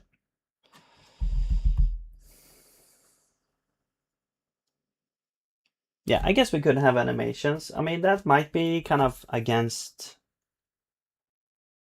the style a little bit with like minimalistic things, but we could potentially have animations. So I'm just gonna actually have that here. So we go to game, add that. Let's go to animation, animations. Oops. No, here. And this is animations. I think we already kind of have this, except it's like in a different format. So we have like animation and animation system as well.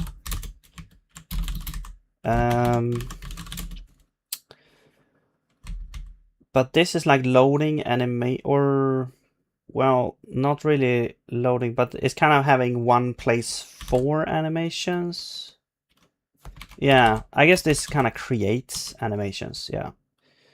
All right, sure. Let's set animations.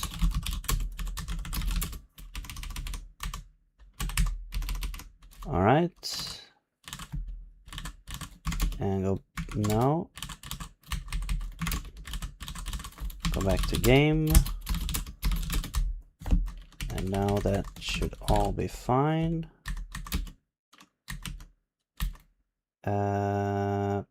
Blocking should be a component. All right, then we can actually just create that.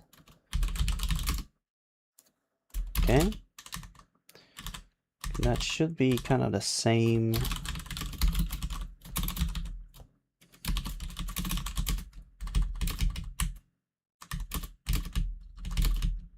Yeah, it's just that.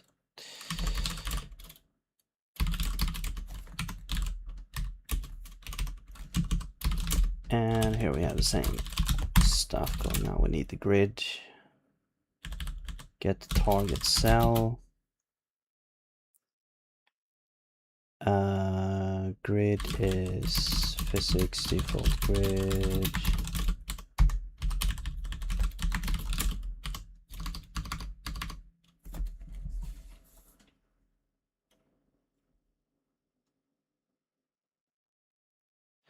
AI-based aim tool.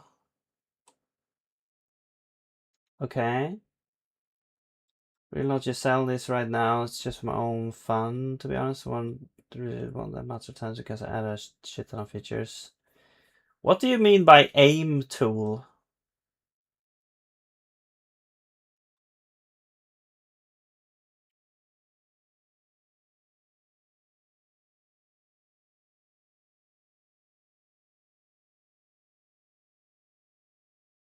There's already more than enough people using these kinds of programs, but they're all copy-pasted shit. I don't know what the problems with game companies, even though technically I'm not infringing.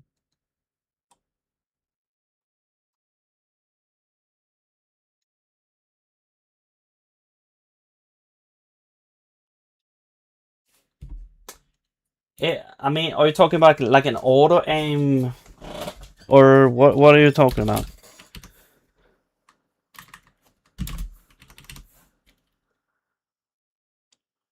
Like you're making are you making? What are you making? An aim tool. That sounds a little bit fishy. Are you talking about games? Because I was first thinking about aiming, like, I don't know, something else. Auto aim, but it has other stuff in there too. Okay.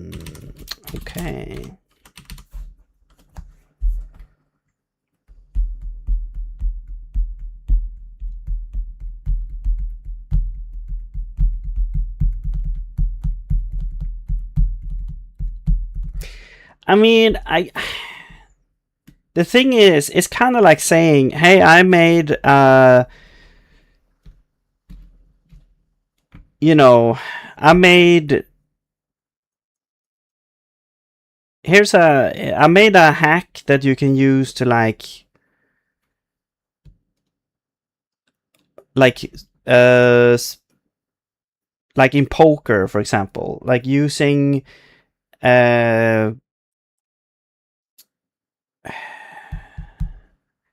like cheating in poker, for example. I mean, it's not entirely the same thing because in poker is like more stakes there, but it's kind of like saying like you made a thing where people can cheat. So obviously the game companies are not gonna like that.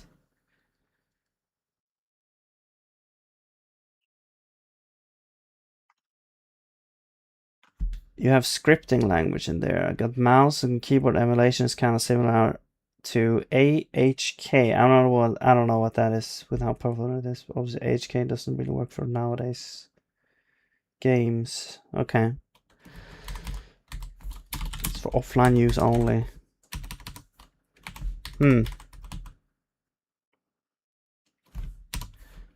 I mean, it's cool. It's a cool project in the sense technically difficult probably to make.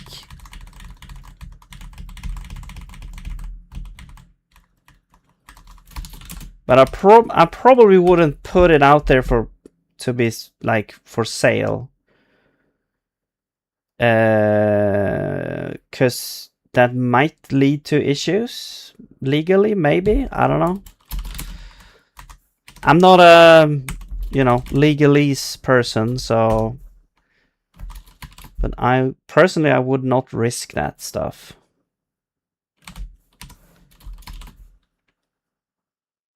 To each their own.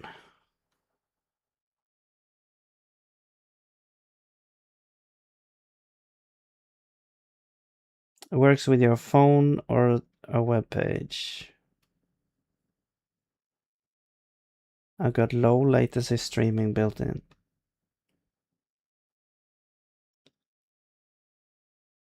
Selling for offline or educational use only. What do you mean educational use?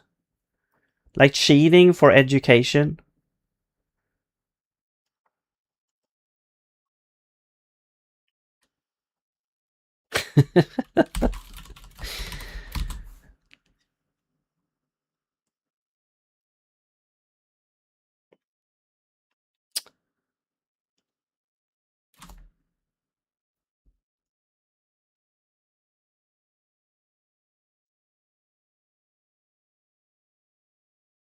Custom encoding on GPU. Okay, cool. Grid. Right. We need the grid here. Okay.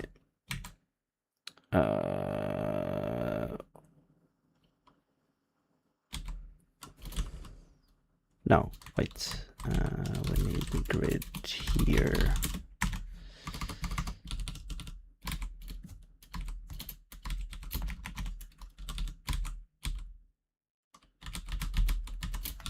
And here. Get activation target. That is not actually used, but we'll keep it because we might have it later. Is blocked is called from here. Do we have the grid? We kinda do. So let's actually just pass in grid here.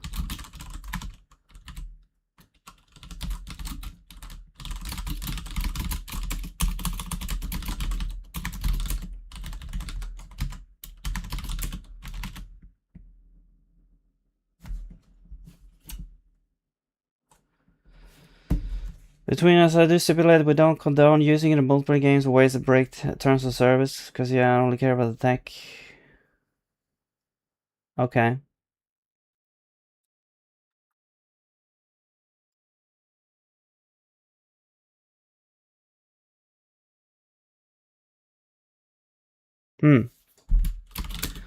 Cool, cool, technically cool project. Hello, Phil. What's up? What's up?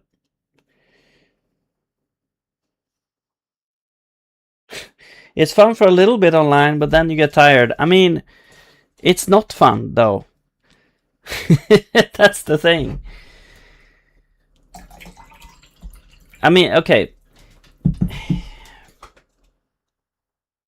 You know what? I would call it more like an experience. Like I played like CS back in the day when you know, these stuff were new, essentially, and tried. I guess it you know, you could potentially use it as a kind of, I don't know if people used it as like training, like not aim assist, but like wall hacks or something like that. I don't know, potentially, but you know,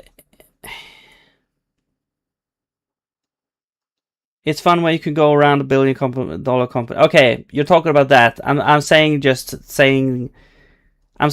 cheating in a game. Their methods to stop. Like, I guess it's fun for you because you made the thing. So it's nice to see that it actually works.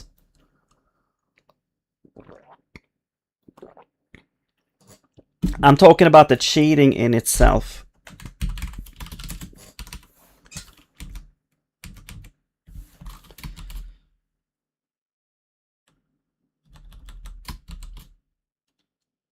Yeah. What the hell? What are you talking about?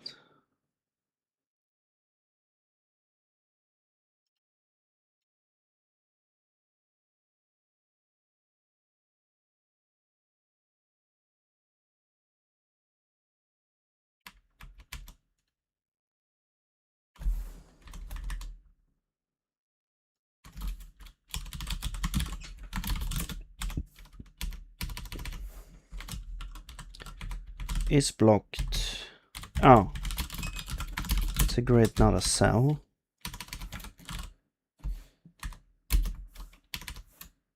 And you want the game now. Cool.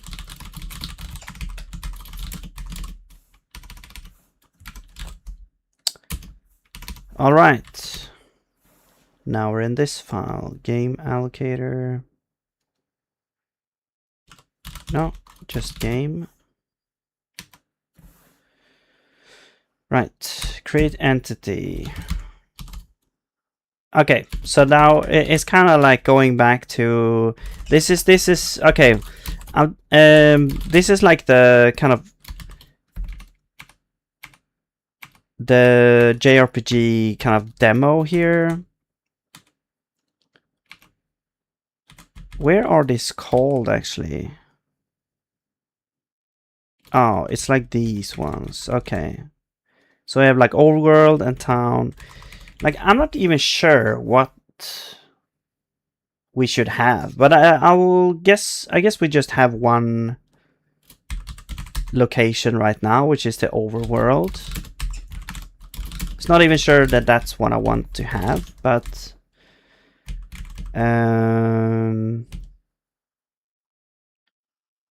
okay. Well, I guess yeah, the town. It's gonna be something here.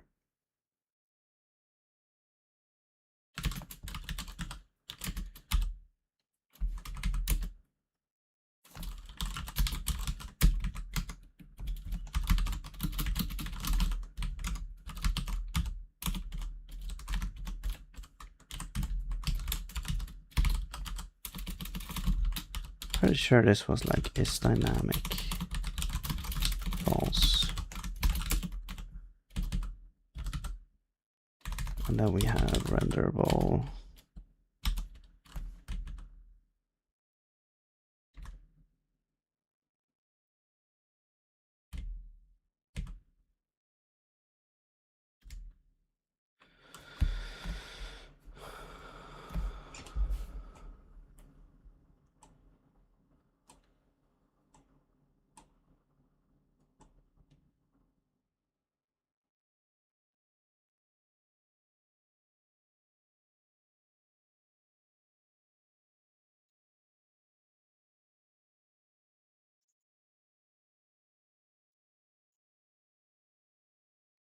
All right.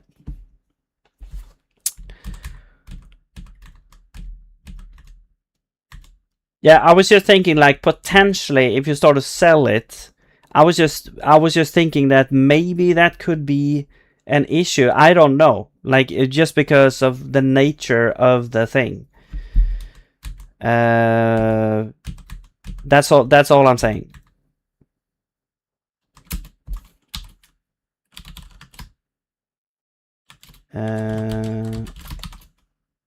Right, we want a rectangle. No, we want a sprite. And actually, don't we just have sprite here? No, we don't. No, we don't, right. We actually want sprite. But then again, we only have like one texture. So we could just have like here, we could have a sprite. This gives us a renderable.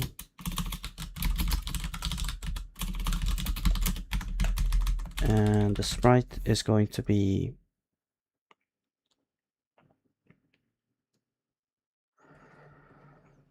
well, we need game and we need a, I guess, yeah, a rectangle. It could also be because of all the sprites is essentially going to be 16 by 16. Well, there were a couple of ones that was like 4 by 4 tiles.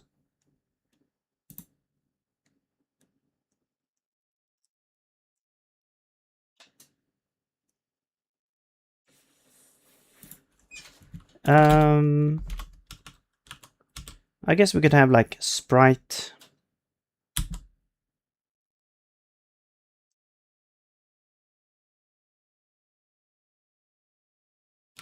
We could have one that is sprite and one that is sprite large, maybe. Or potentially we just pass in options. Sprite options.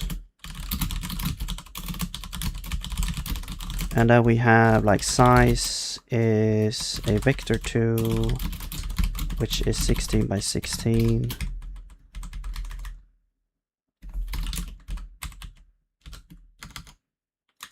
And then we'll have tile coordinate. So that's the top left. That's like the grid position, I would say. Maybe. Or maybe it's actually easier to go for the actual position. Offset.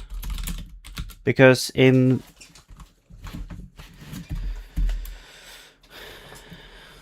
GIMP, I could just select, I get the actual pixel.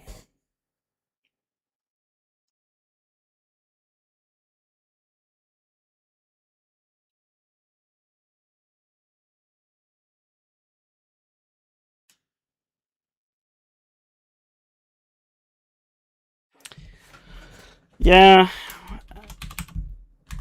I guess I agree with you for some of the things, Sadhu.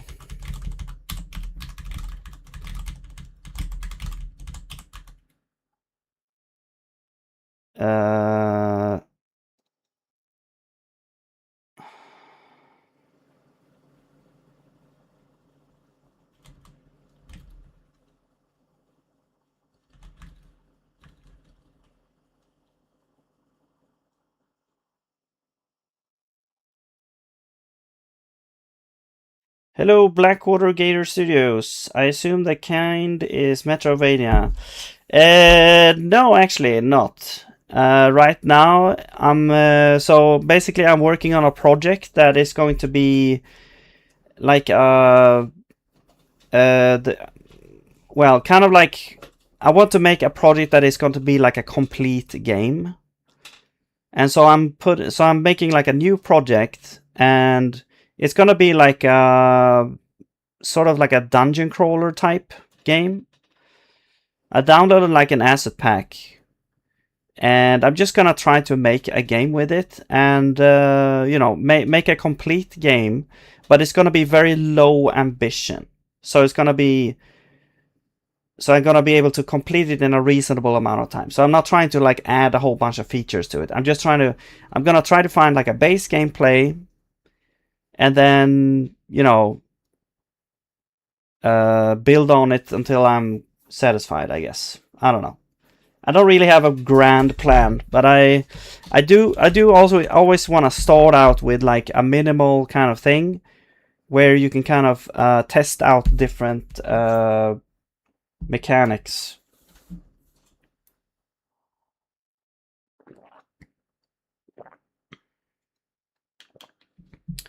It's gonna work, not be the next 50-hour old Hollow Knight. Yeah. I mean, my other game is not gonna be 50 hours either. It's at most maybe 3 hours if you're super slow, I guess. I don't know.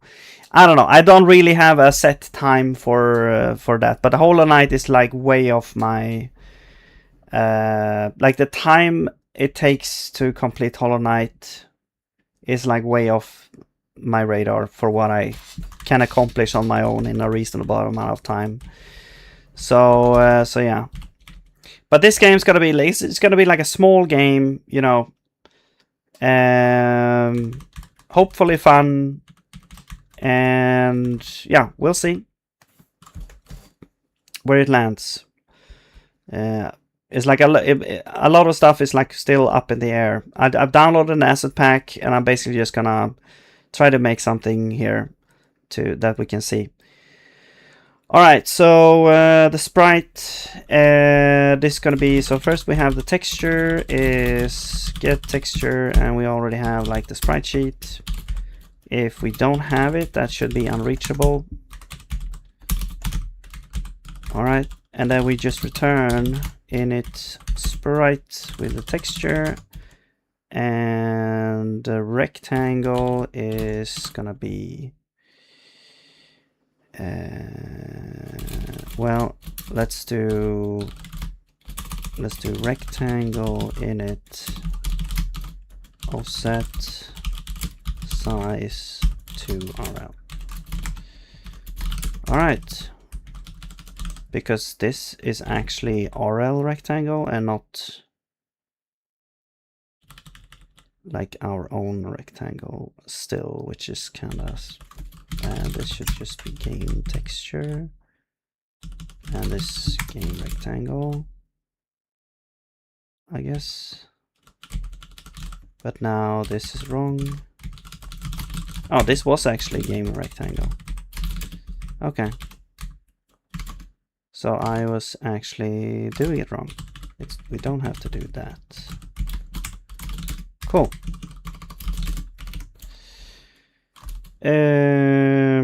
Oh. Well, let's just catch unreachable here.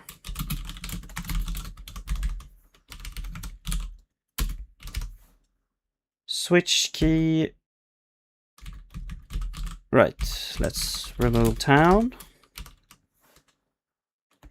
Okay, so now this is like game sprite offset is something.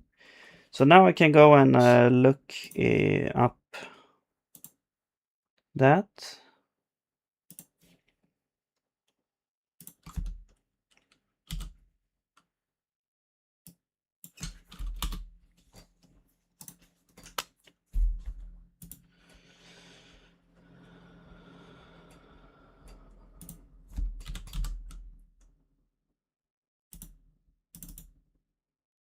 And here is the nice little sprite sheet here.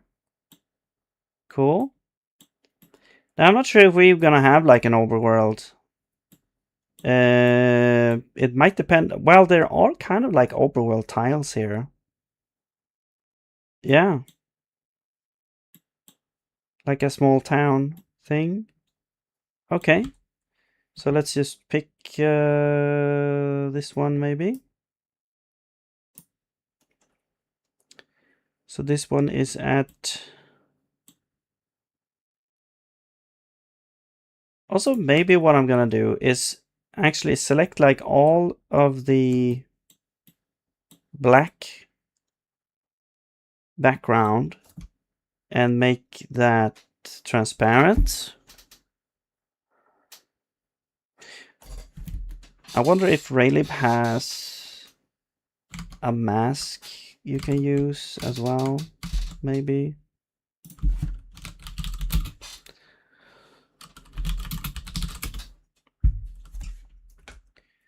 Well, there's a shader mask.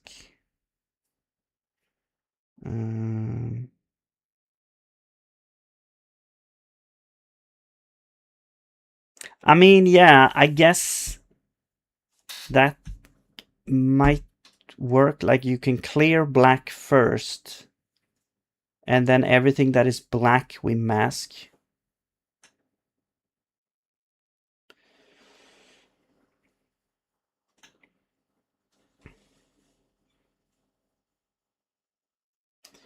Technical aspect is also interesting. I've implemented a sort of DAG for managing data flow to all subsystems. Oh, cool. Okay, but you know what? Let's not worry about that for now. Actually, I'm just that can come later. I'll just copy this as it is instead. So 209, I think. Yeah, 209 430. 209 430. That should be, whoops, and then options, right? Okay, so we can remove that.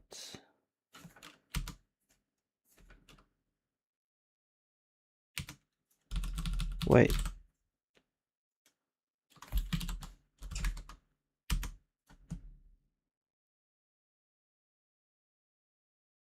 Renderable init.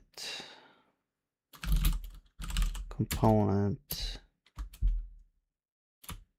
Okay, I guess it's just init with this on it. There we go.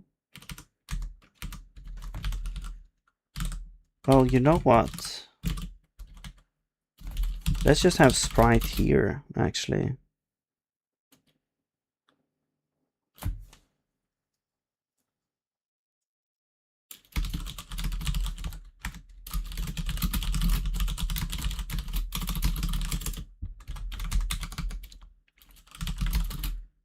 Size, offset, and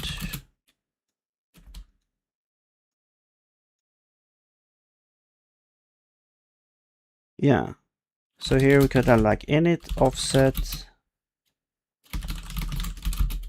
and size. Gives us a this.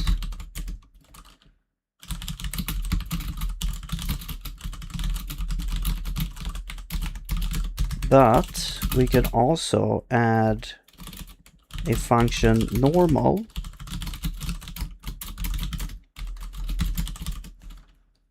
which gives us like a default size of like the normal size there, and then we can have large for 4x4s, and then we can add more if we want. Okay.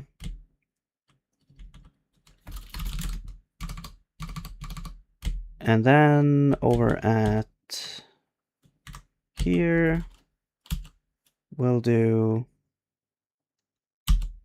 sprite.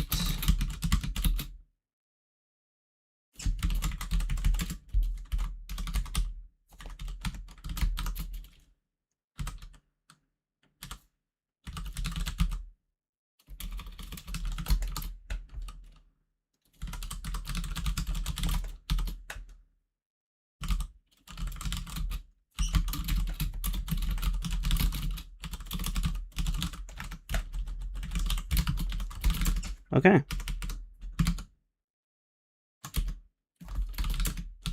And now we can do like, instead of .init, we do sprite.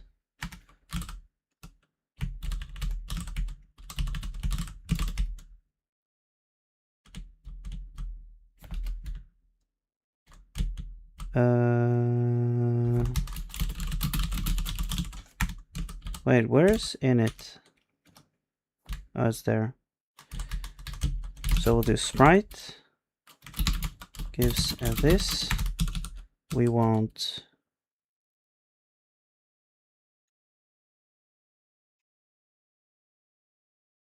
a sprite init. No, that, well, we can do that.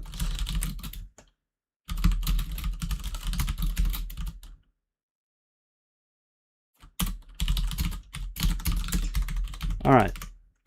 And then here we do like sprite, and then normal. Okay. And there is no town key, so I'll just do that.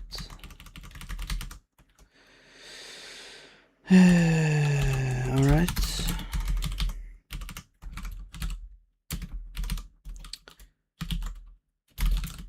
Oh, hang on. Something went wrong somewhere. Add sprite.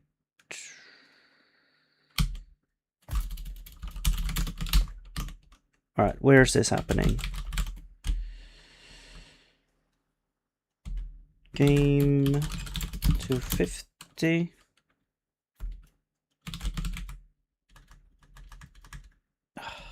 I can't see where it's happening.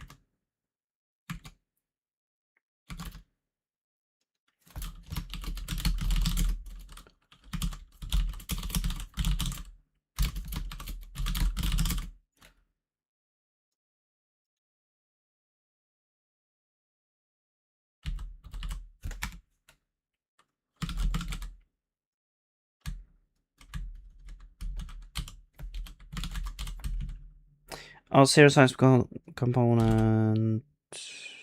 Is this okay? So is this just a zero size component now because it doesn't have?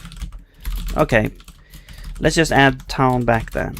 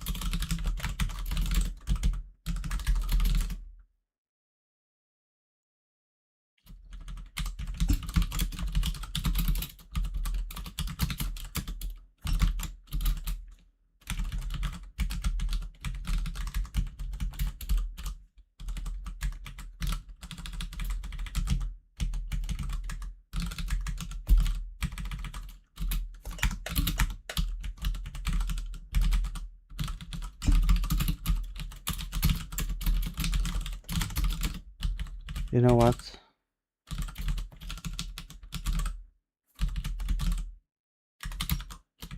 Wait.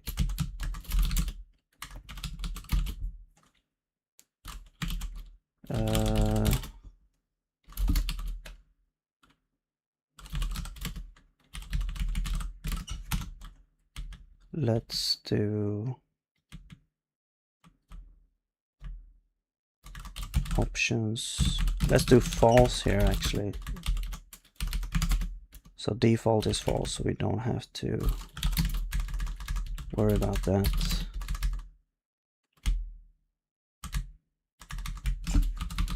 So I'm just updating because I made some changes to my template project, so this is like initialized in a different way because this was using an older version here.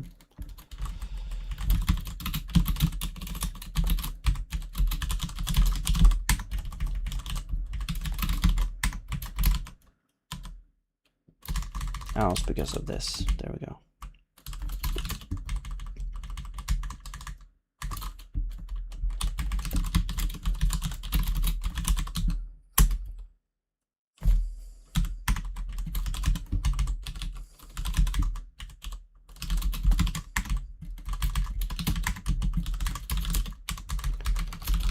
Okay.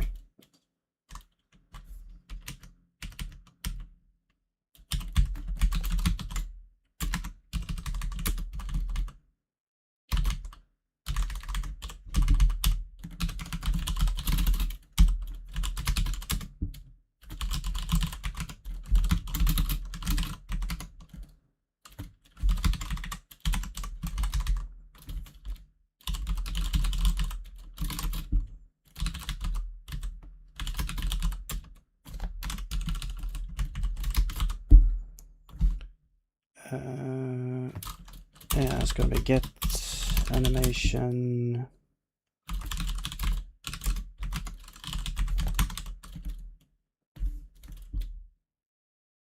Well, we don't really have animations yet. Whatever. Blocking.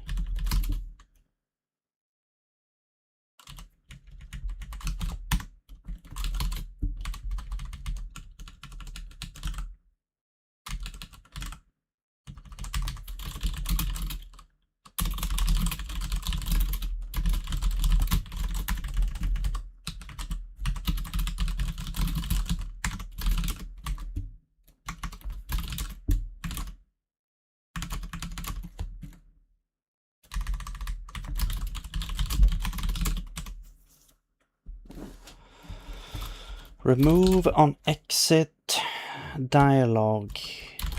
Right. Remove on exit.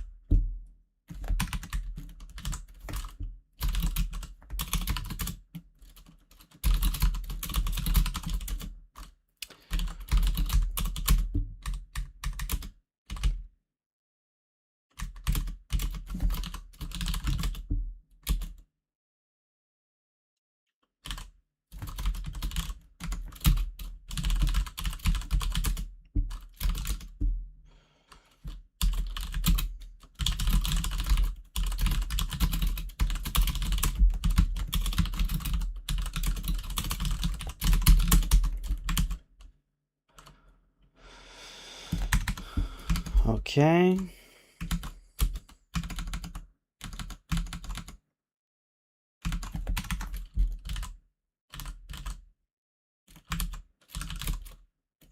Where were we? At locations. Yeah. Remove on exit. Remove on exit.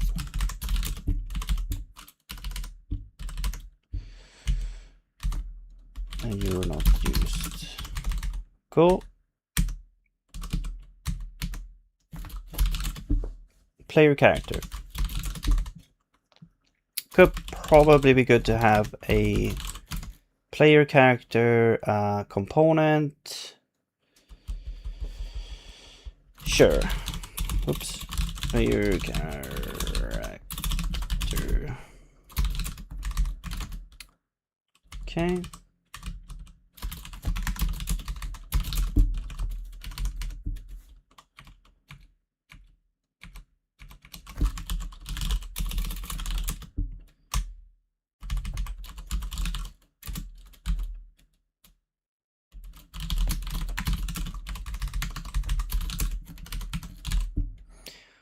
All right. I'm also going to... Actually, the CRT shader kind of fits here. Okay, let's see if we can run this now.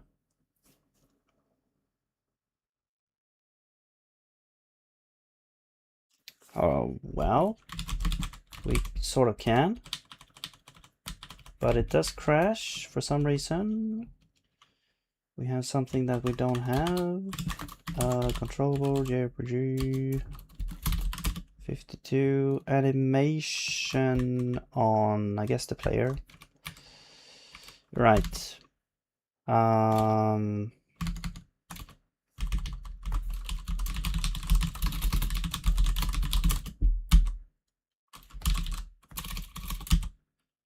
why do I not get the thing?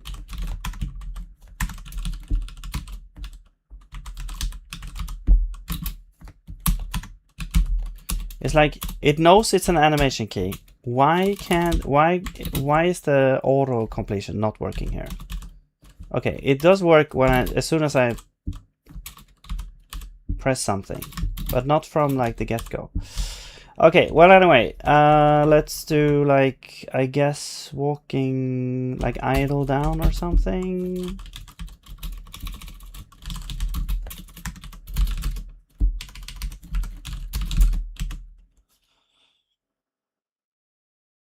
Trouble is, it's the animations themselves are like not correct.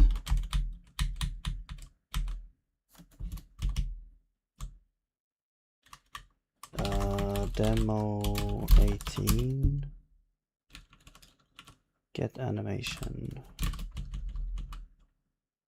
We get the animations.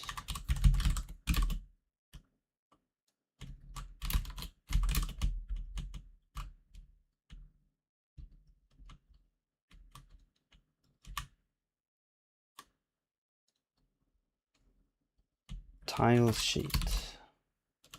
How come this doesn't... Why is this not a compiler?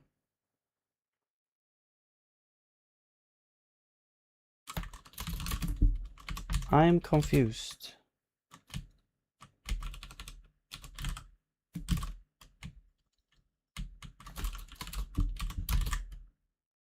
Player idle down. Ah, we're not calling this function. I see.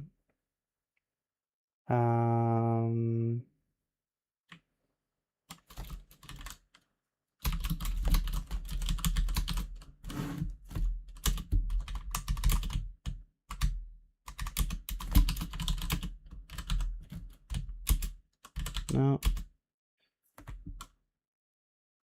Wait. No, that's not correct. This one. Okay, it's called here. Also, we need this as well. Set up systems.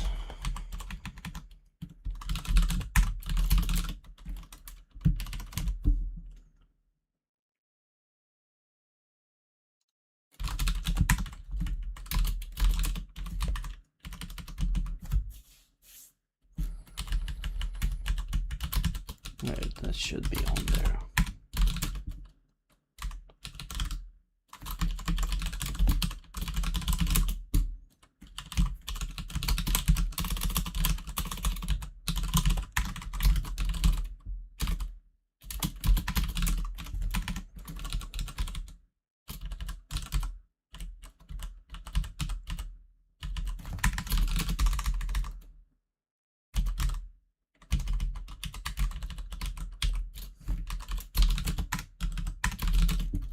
Alright. Are we working on a time defense game? Not right now. Took a little break from that one. Okay, now we get compiler here. Cool. So animation frame, yes.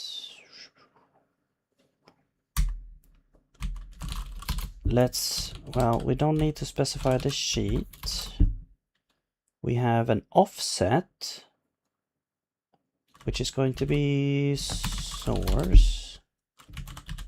Yeah. And then we have options, which we actually could just do that. And then you give us a renderable. There's no, yeah, there is no like unreachable here. Cool.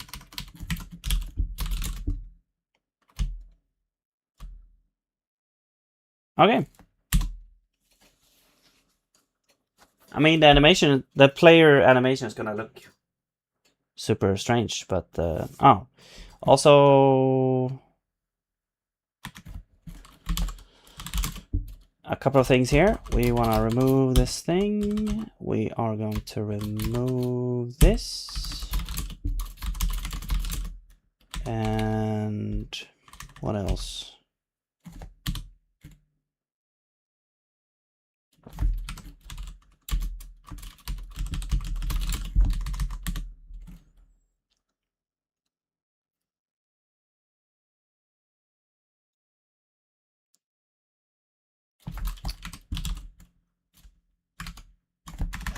Let's go back here and check out what's happening here. Oh, you actually do create a default grid.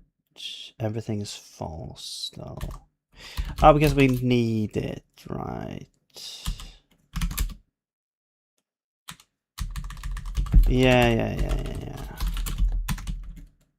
Well, do we need it? Whatever.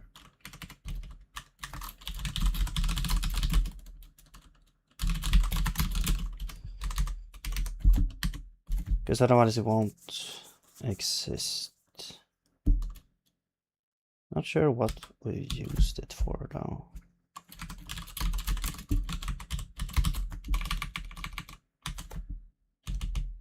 Reach unreachable code game 184 576 location. Right. Yeah, there's probably other things that I'm forgetting here as well. Let's go to here and set up.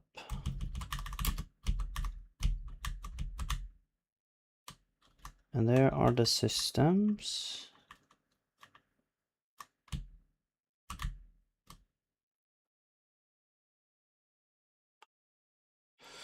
Okay.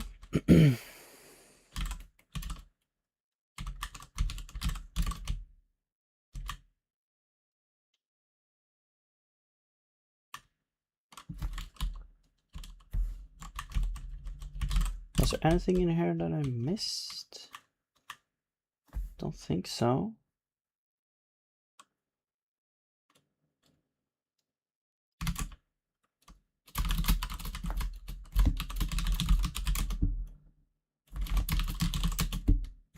And that just calls that.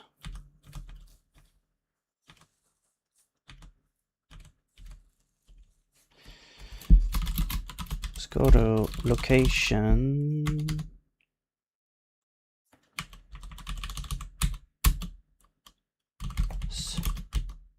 And there is a thing like set map somewhere.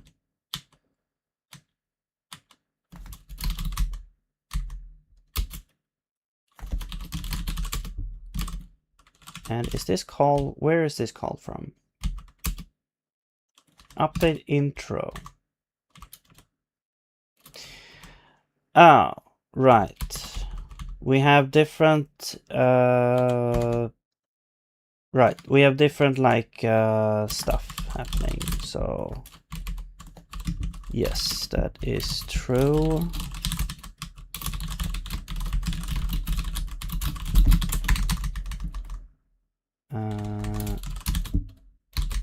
Let's move this down here.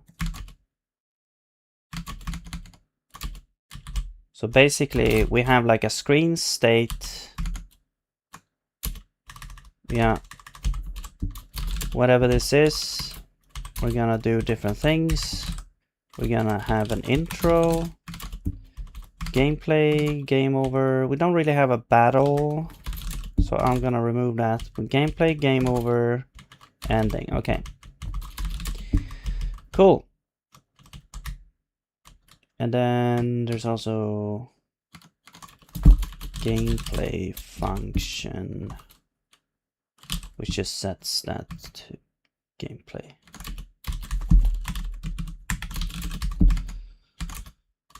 Okay. So this is kind of like initializing, starting the game. So we have to set the map to something, otherwise it doesn't work right now. All right, and then update gameplay is just gonna be the same as we had it before. Great. And then if we go to screen state, we should start at least on intro. It was on menu, so somehow it went from menu to... Oh, there we go. And yeah, as you can see, the animations of the players is wrong. Also, what is this weird stuff down here? Wait, are the tiles not 6? Okay, the tiles might be smaller than I thought. Maybe I This seems like the... Oh, it's 12 by 12. Okay. Well, it's fine. We could just make it 12 by 12. That's fine.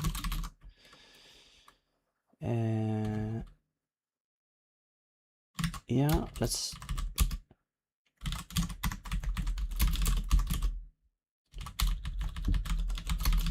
Should probably have like tile size. Yeah, let's do this. Let's add tile size normal is vector to 16 by 16, and large is 16 times 4, 16 times 4. So now we can say, instead of this, we're gonna say game tile size normal, game tile size normal. All right.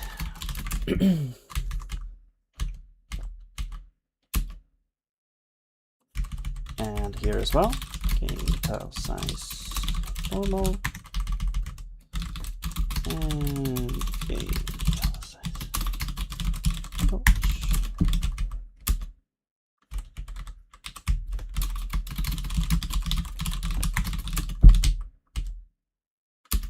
Location. Yeah, probably same thing here.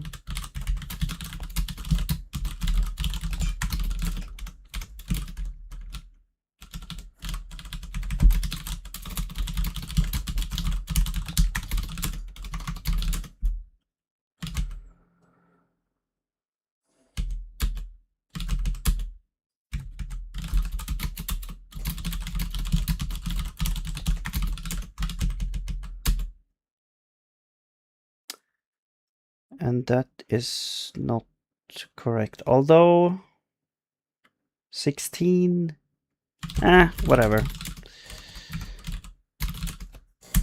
All right, let's see how this works out now.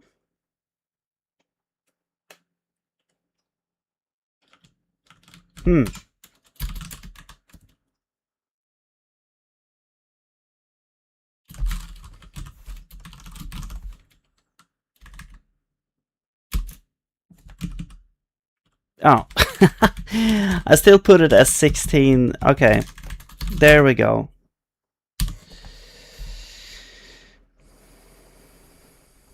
I was like, why did nothing happen? Okay, there we go. So, yeah. Cool. The town looks good now, but the player is not looking good. So, all right, cool. Let's see if we can find the player here, so we can make new animations based on that.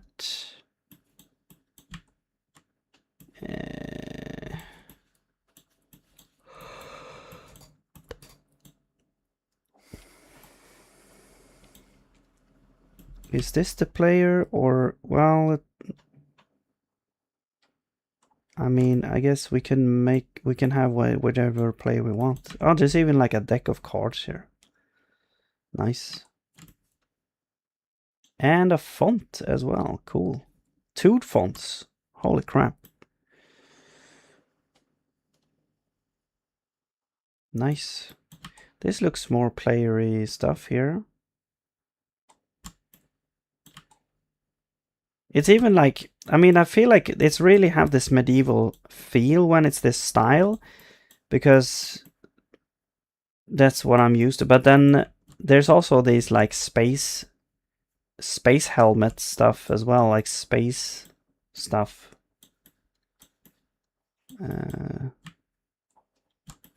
All right, cool. And now we have all these different monsters and stuff. Here is the player, actually. The players up here, we have like a, you know, different categories. Huh, there's no like walking animations. Like equipping different things here. A lot of different things. And it's just that.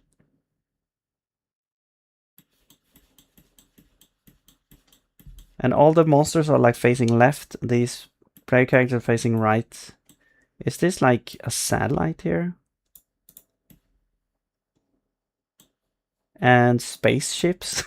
What's going on, man? It has everything. This pack is like insane. Little green men. Here's like the alien stuff. Right, planets and space stuff. Holy crap.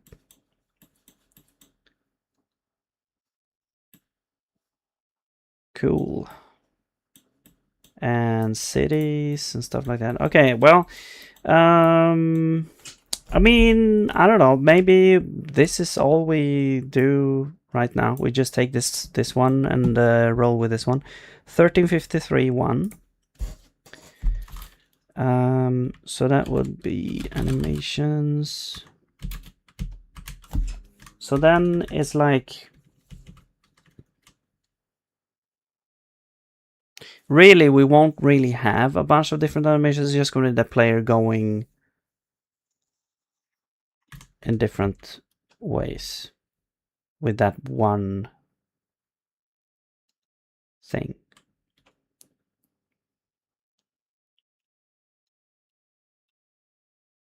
So let's just do player.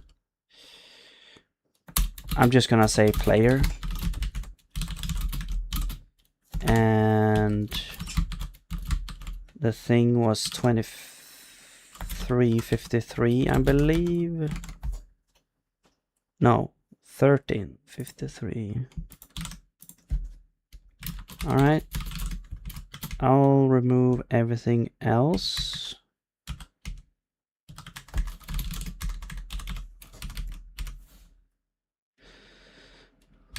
And of course it has to exist up here. So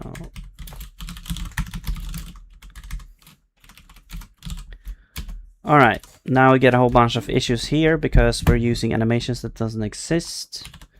This is just gonna be player,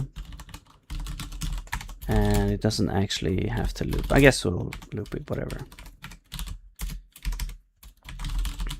And these are just gonna be player. Actually, we don't need to change it. Well, whatever.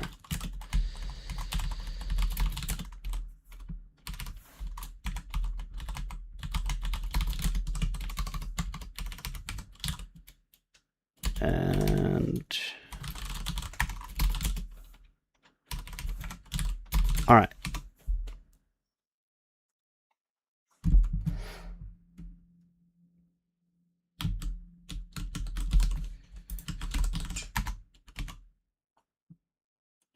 Why was it like a white block first?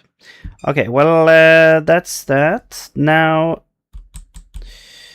the question is, why is the thing not moving?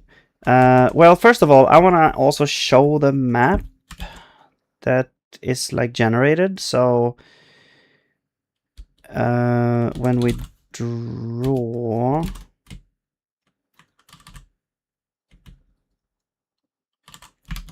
let's see, in here, no, in here, draw, we should have like draw something somewhere, draw gameplay, draw map.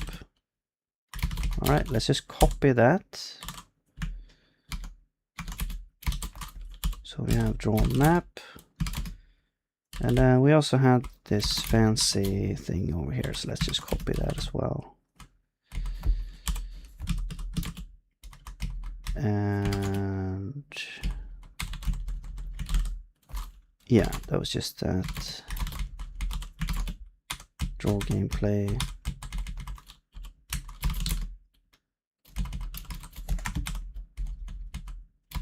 And we don't need to do that, and we don't need to do that here. There we go.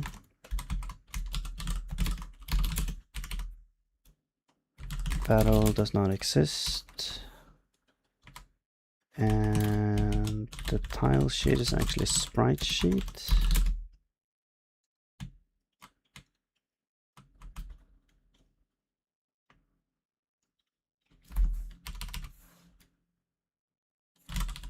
Here we actually need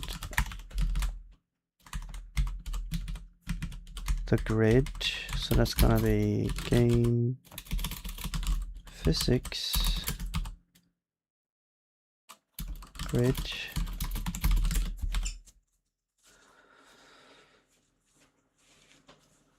Hello Tao, what's up?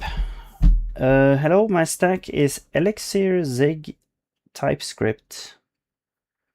Okay, cool. What are you making? I've never actually used Elixir.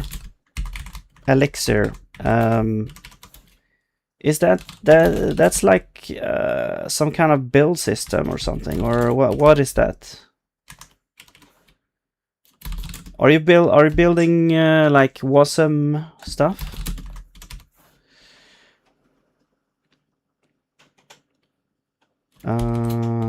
Oh yeah, and then we have to call cell size. All right, and the cell size need to be changed. I guess let's change it to 1212. I don't think we actually use the grid. Why are we even using this here? I don't know. We should actually, instead of using cell size, we should actually just use the tile size.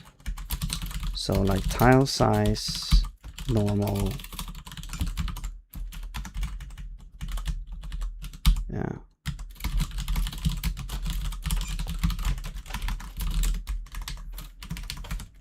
All right. And these are also wrong. Let's make these rectangles instead. Because now we can say, okay, let's do this in it.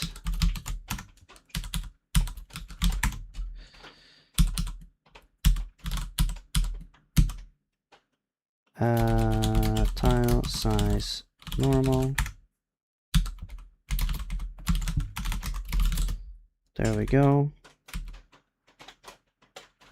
And then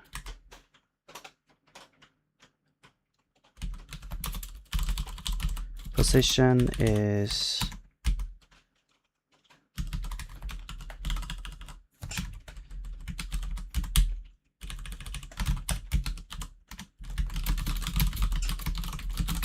just XY. Cool. And then we can just say zig+raylib here. Zig+raylib. There we go. Oh. Oops. Maybe I shouldn't call it normal because that has weird connotations.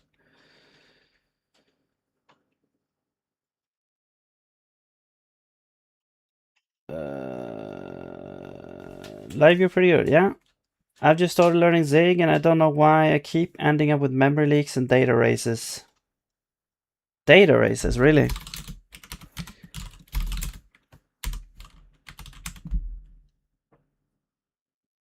Yeah, memory leaks. I mean, I guess it depends on how you're using it.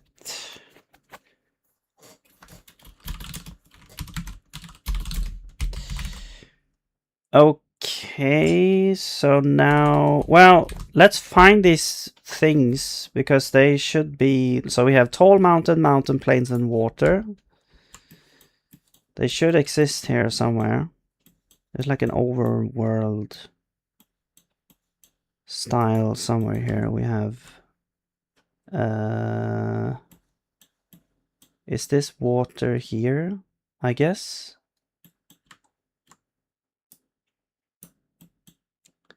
118,532. 118,534. Oops, that was the wrong one.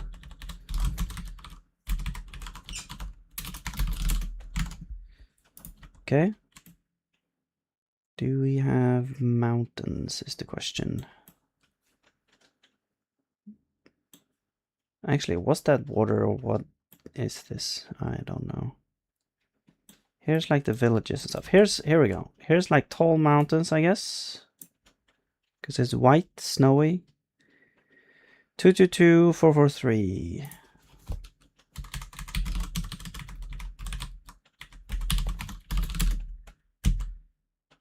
Thread and async is hard. Yeah, I guess. I never really tried working with like async stuff. Well, a little bit, a tiny bit with Zig.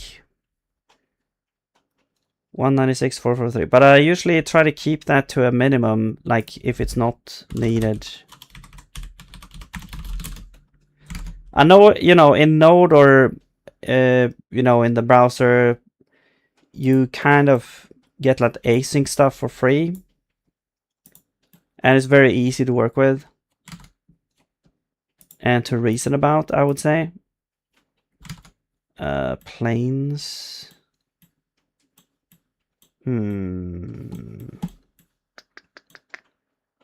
Plains. Maybe no, that's more like marsh, maybe, or this. Is that plains?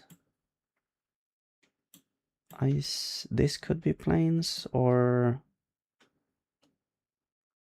this. No. I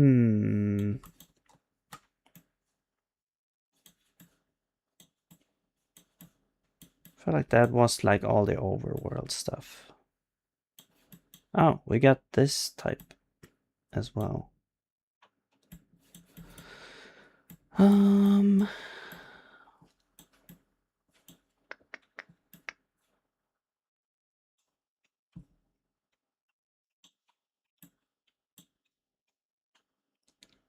Got roads. Actually, let's look at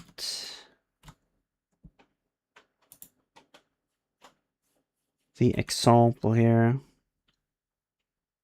Is there, I think there wasn't like an example. This one, I guess it's just black. They got like grass. Where is that? Where's the grass? Is it up here? Oh, that's more like items. Oh, it's here. I see. Okay, so it's like we could spawn like grass. I mean, we'll just take. I'm just taking this for now as plains. 4118.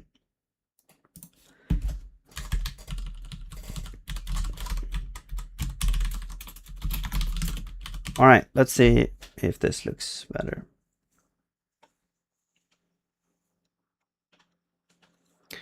Okay. Oh, and now I can move around for some reason. Why was that not working before? Huh. Well, it might be... I don't know. For some reason, it did not work before. But yeah, cool. But it's not. It's like a little bit offset. We can see that maybe it's either the player or the tiles are drawn. Maybe the player is drawn like in the center where it really should be. Because if we go like, let's say, yeah, I go, yeah. The player is drawn like. So if I go down here now, I won't go into the town. But if I go over like this, I don't go into the town. Okay.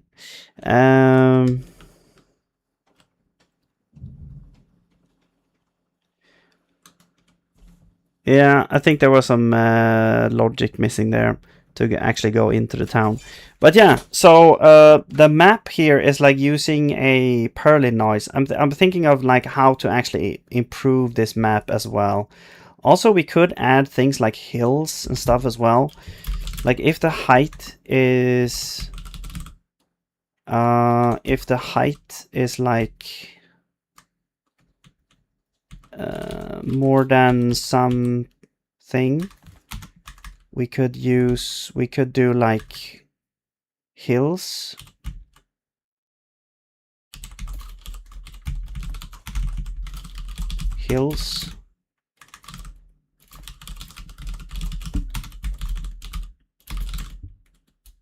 Just as a simple extension here.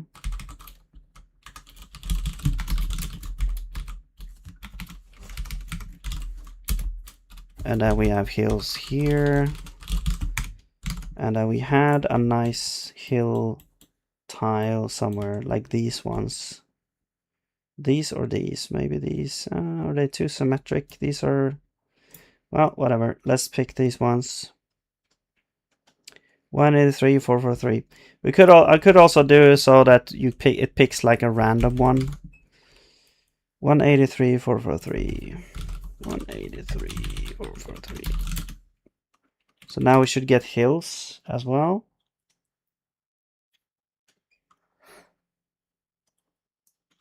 Yeah. But it's very blobby. this generation here. So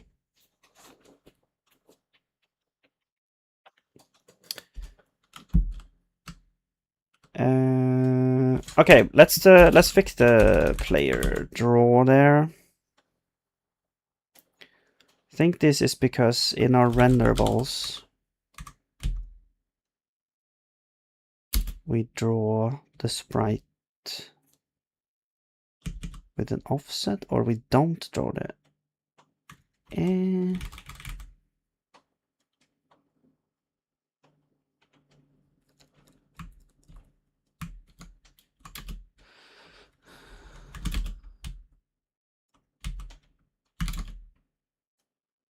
Okay, and now I'm a little bit confused. Because the origin argument is 0.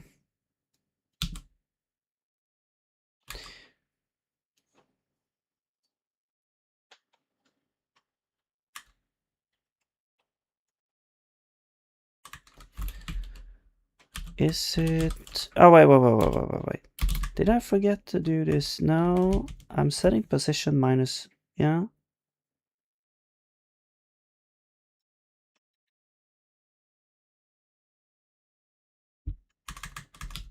But where was this used? I don't know. This was probably just used. Yeah, for collision checks. Okay.